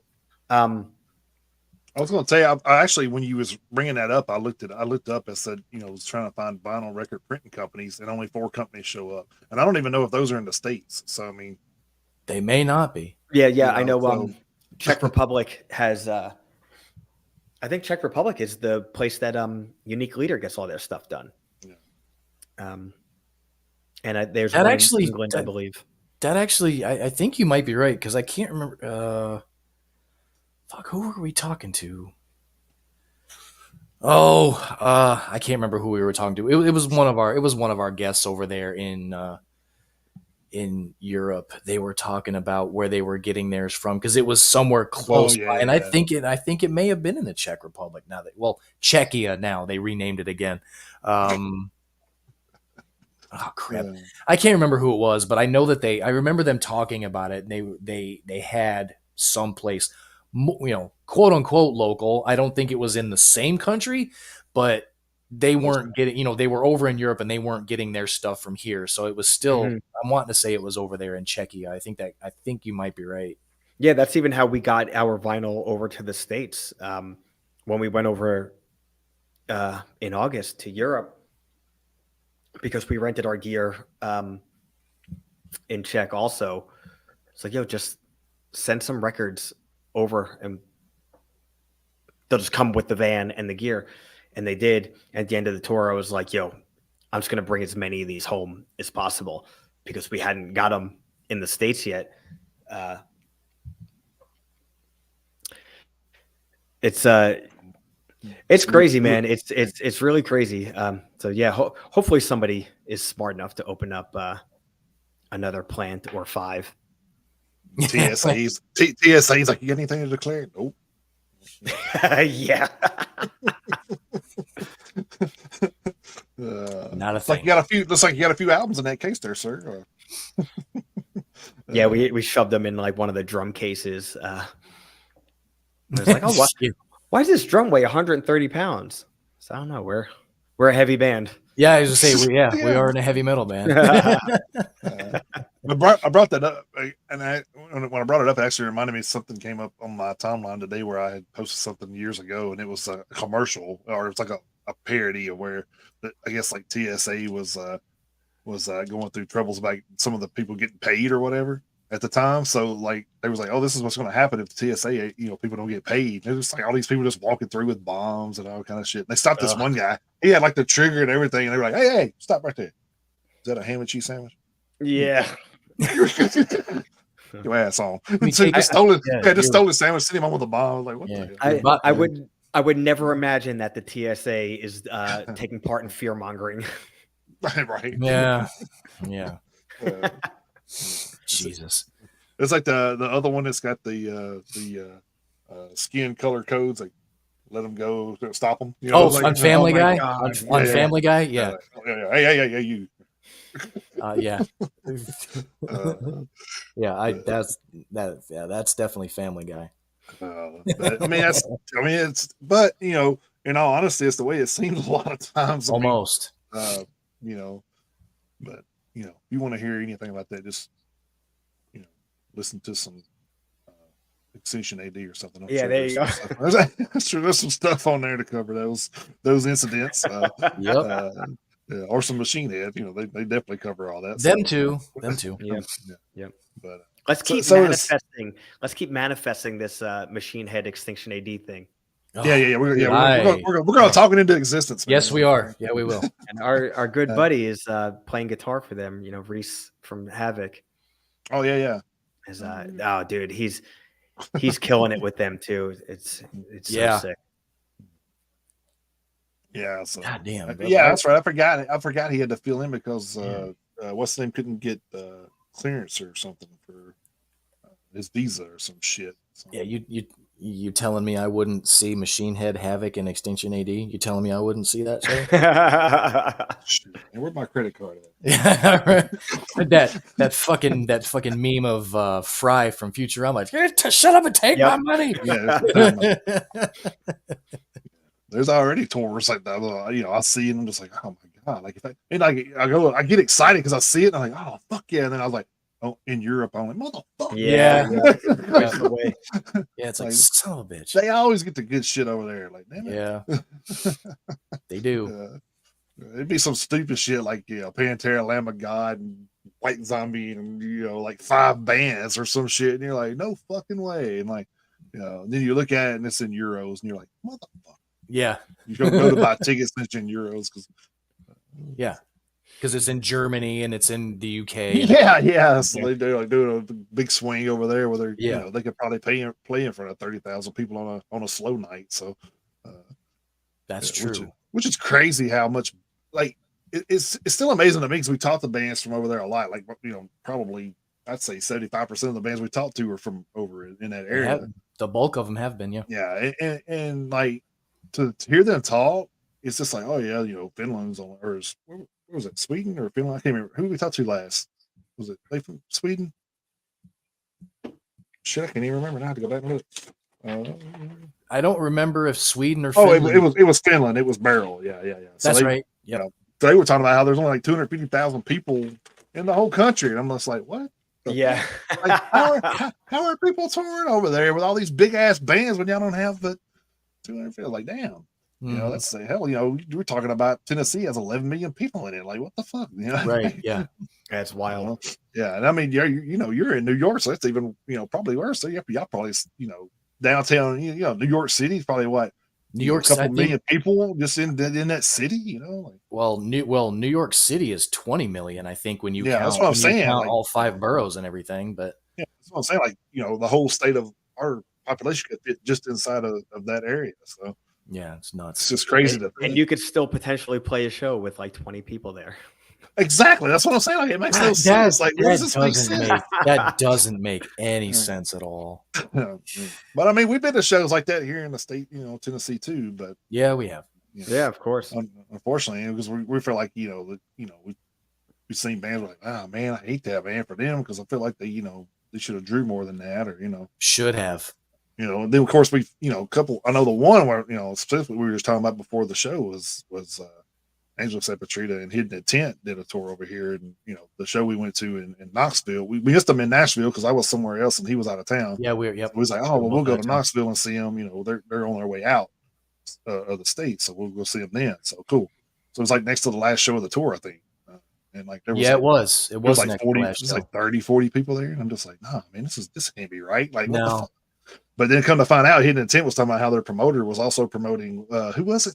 Breaking Benjamin and somebody else or something. It was like some bigger, some of the bigger bands. So he was too focused on that. He didn't give a shit about them. Yeah, like, it definitely it definitely fell by the wayside, and it wasn't on them. It was more it was more promoter issues with that one. I think it was a shame. So, that's the price of the industry, I guess. So you got to take it as a quality, not quantity type. Yeah. If there's 30 people there, instead of making those 30 people feel like, they didn't matter. This show sucks because only 30 people are here, and we were expecting, 30 plus X or whatever, and I understand, sometimes if you wind up in a situation like that and you're bummed out, it could be like, I guess nobody likes this area, or I guess it wasn't promoted. But I mean, on the other hand, like, if you go to a show away from anywhere, but especially away from home, and there's 30 people there in a venue that maybe fits 200, you got to think that, like, so obviously your show is not like the cool show. And these 30 people decided to go to that show despite it not being cool. So they're not getting any cool points for being there. And they know it's only them. And so, so there's 30 of us here, and none of us are cool for being here, obviously, because it's not this big popular thing. But hey, we're still here and we're going to stick around and have a good time. Like, in some ways, like, as a band, I interpret that as being like so meaningful that not only could they have done anything else in the world that night, but like, it's not even like going to the cool party to be seen, or like, I want to rub up against the cool people. It's like, it's so genuine. So when I was younger, maybe I might have got a little bummed at being in a situation like that. Cause we wind up in situations like that sometimes. Like I said, we played 2 sold out shows this weekend. And then the last one, it was nowhere close to sold out. And it's like, well, we know everybody is here because they genuinely need to be here. Otherwise, a Sunday night, why would they be there? Like, they probably have work in the mornings. I know, like, I'm a state away at that point, or 2 states away. I know I have work in the morning. And like, I'm only here because I need to be here, not because I'm like obligated, because like my gut tells me I need to be here playing tonight. And if those people are here too, guess what? We all need to be here. Now let's fucking kick ass. So that's always how I view it. Sometimes, there is that thing where like, this fucking promoter, like, we're in the middle of a month-long tour. It's cold. Like, we're in this dingy bar. Last time we were here, there was 300 people here. Like, why aren't there people here? And it's like, it's a different promoter, and people, it's always a tough thing where like a fan is like, I was here last time. There was so many people. This time kind of small. I guess it's gonna suck. I'm like, I didn't think about it like that, but maybe. They'd be like, yeah, this promoter's an asshole. Like, motherfucker. So it's not even us. Yeah. So that's the part that sucks. Get out with your GPS going. Is it that barn over there in the cornfield? Yeah. Oh. Or the bar and grill in the strip mall, as it were. Right. Yeah. It really was. Which was crazy because I seen Nonpoint at a similar venue. Like they did kind of an off tour. They were in between the big tours, so they did like a little tour of their own. And they were playing little bars and clubs and stuff. And they were at a bar like there was maybe 100 people there, And I was just like, wow, really? Because when I walked in, I said, dude, this place ain't finna hold Nonpoint fans. There ain't no fucking way. So the show we played on Saturday in right outside Burlington, we'd never been to that venue before. It's called the Monkey House. And I was talking to the promoter, and he's talking about the sound gear and everything. And it was we were supposed to be in Worcester, Massachusetts. That show got canceled, so I was like scrambling to to just make something work. It's in the middle of the weekend. And one of my friends in Burlington's like, oh, there's another show happening. Maybe you guys can get on the show. So I messaged that guy and he's like, oh yeah, I could have you guys here. Actually you would help the show, if you guys can headline. I was like, hey, whatever. So he's giving me the rundown of the sound gear and everything. And I see Monkey House, and my friend who put me in touch with him is a punk guy.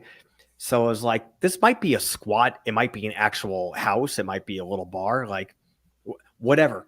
We're playing this show. We're going to show up and see it. So we pull into town. I was like, this is like a really nice little, cute little downtown.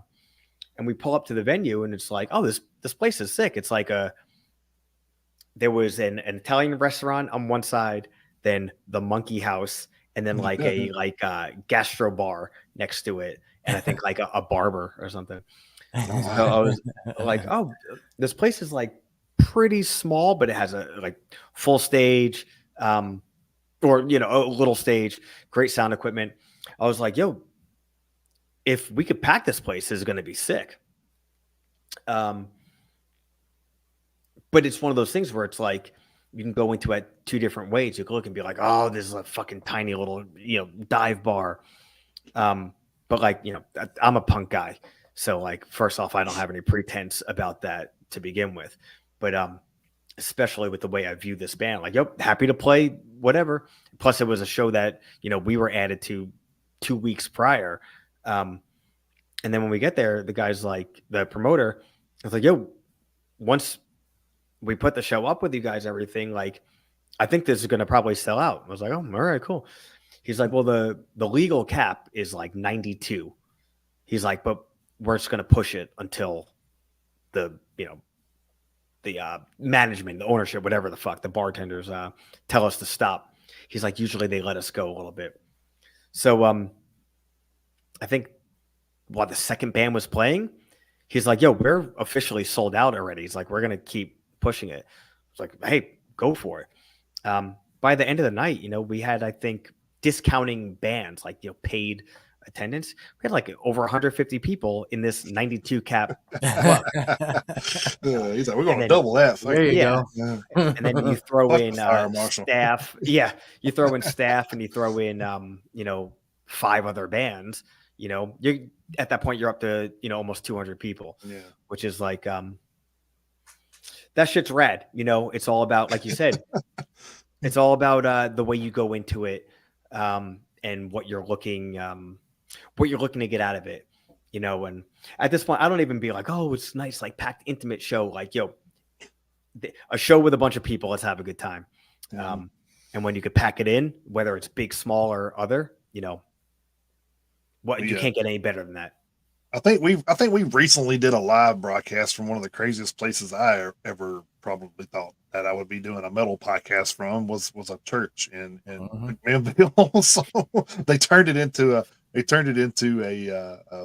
venue. So it's a stage on one side, and then you go on to the other side, and there's a bar on the other side of the. I was kidding with the guy. I said, "Oh, is this the confession rooms here where y'all put the bar?" But I thought it was pretty wild to see a church convert into a bar, which it's kind of crazy because during my wrestling career, we go back and look at some of the venues. Almost every venue that we wrestled in is a church now. So it's kind of cool to see it flip flop a little bit. The other way around. But yeah, we always ride by and say that, and we're like, man, I wonder if they knew what went on in this building, if they would have how much blood got spilled in this building, if they would have like put a church here. But hey, you never know. There might have been like more morality in a death match than a church. So it's definitely wild. It's definitely wild to see some places like that turn into something like you're just like, what? Like, people say, oh, well, the old bar down here, it's a preschool. I'm like, what? Yeah, you mean it's a preschool? But yeah, so it's definitely weird to see it. Yeah, dude. In a world where CBGB's is now a luxury clothing store, anything can happen. That's true. That is true. All right. Well, I guess we're pushing almost 3 hours here, man. But that's kind of what I figured whenever I was like, Chris was fair warned. I said, Rick's going on. It's probably going to go lengthy. So. Oh yeah, no, I knew that. Well, hey guys, thank you so much. I always love hanging out with you guys, and I appreciate. Yeah, man, I appreciate you taking out your. Hey, we can do this again. We can do this again in about 8 months if you want to. There you go. Absolutely. Yeah. Hell yeah, we damn sure can. I'll be the first person to be on the show twice in the same year, and then probably be on the EP and album list in the same year. Yep. So I'm all kind of first with our show. That's for sure. Gonna be the first Metalhead Unite hat trick. Yeah, hell yeah. So it's like. Y'all got any your older CDs or anything for purchase or merch or anything that you want to push out there? Or? You know what? As of right now, even we got to stop because this past weekend, it's like, oh, can I get that shirt in XL? Oh, sorry, only have that in small. Oh, what about that one? Can I get that one in medium? Only have that one in XXX, and I think I have some smalls of that too. It's like, oh, what are you guys doing? It's like, yo, it's just like we're just on fumes with like the last of our European merch. And to be honest, this past weekend, it's kind of like catching up on studio bills and getting from this and the other thing. I was like, yo, we're going out this weekend with nothing new. No merch. Didn't even cross my mind until maybe like 2 days before we're about to leave. I was like, all right, let's see how much we could stretch some of this stuff, and like people coming up to the merch table and being like, oh, yo, you're an XL, right? They're like, oh, yeah. Like, cool. Got this in XL. Trying to kind of push people there to get rid of that sort of stuff. Yeah. But even that, like CDs, we're on, we have one copy left of the Culture of Violence vinyl. It's like the opened copy that was the display on the table. Oh, so, I'm not gonna lie. I bought that copy from Amazon. So hell yeah. We got we have CDs, the last EP and Culture of Violence on CD, and aside from that, like I said, we're on kind of limited stock and fumes of everything. At some point, if I get off my lazy ass, I'm gonna put that stuff on like a merch store. But keeping up with the inventory, like, all right, you put that stuff up, and it's like, all right, we sold three mediums and 5 larges of this. Like, oh fuck, I only had 2 larges, so I got to refund people. Shit. Yeah. That's kind of like our plans is to partner with somebody now to do a website. So that's our next big thing. I think we're going to shoot for this year is doing that, and then I'm going to buy the screen printing and stuff myself. Oh, there you go. Yep. Because I mean, by the time I was going to go have 20 shirts made the other day, and by the time I did that, I could have just bought my own shit and printed them myself, and then everything I made after that's profit. Yeah. Dude. Man, if you have any type of, capital to start up any venture of like music, whether it's like you said, even to like printing shirts, the amount of money you save in the long run and can make if you have the startup is like a special thing, even things like that. Like, you buy your own screen printing stuff, you can make your own shit, where, hey, I got to reclaim this screen because I want to make a new design instead of buying more screens. Like, it'll take you some time. It's a labor of love to do it. But on the other hand, if you're like, hey, I want to make 3 different designs, so I'm going to go out to, screen printing company, and one of these designs is 2 colors. You're paying for setup fees on 4 screens right there. So you're starting off without any shirts being made. You're starting off with a bill of probably like $200. Mm-hmm. And then, that person needs to make profit on each shirt. So instead of, buying some t-shirts wholesale, if you buy a wholesale, you can buy a black t-shirt for $3. You buy 100 t-shirts, they go down to $2. Mm-hmm. Your screen printing guy, before he does anything, he's going to charge you $5 or $6 per shirt. Mm-hmm. Hey, you want to hear something crazy? They was charging me the same price to bring my own shit in as it would be to buy his shirt. I'm just like, are you fucking serious? Like, this is a guy that printed my wrestling shit for 20 fucking years. I'm just like, dude, like, we have a fucking relationship here. Like, what the fuck do you mean? Like, you're gonna charge me the same thing for bringing my own shirt? That's fucking stupid. Yeah. So he's type of making money selling you your own wholesale shirts that you Well, already so bought. I'll backtrack a little bit. I haven't talked to him. I haven't talked to the owner. It was his front ladies that were telling me that. And I'm just like, I wanted to pull out the, hey, the fuck I am card. How much money I've gave this motherfucker over the years. Like, fuck you. Like, but yeah, so it's like one of the next things that we're trying to do too is to push, because like I said, we're not gonna get 100 orders for t-shirts right now. So I mean, if I can do it myself as long as I can, and then if some odd reason we get pushed that way, then I'll have to get somebody else to do it. Yeah. But for now, I think that'll work for us for a little while. So hell yeah. And then we can send out shirts to people on the show where they can wear them on stage or some shit. That would be cool. Totally. Hell yeah. So you'll probably be hearing from me in a few months. Going, hey man, what's your address? What size you wear? Oh yeah, yep. You want me to cut it out for you now, or are you going? I was about to say we can pre-cut the sleeves. That's awesome. Cool. I like it. Hey man, Rick, we appreciate it, man.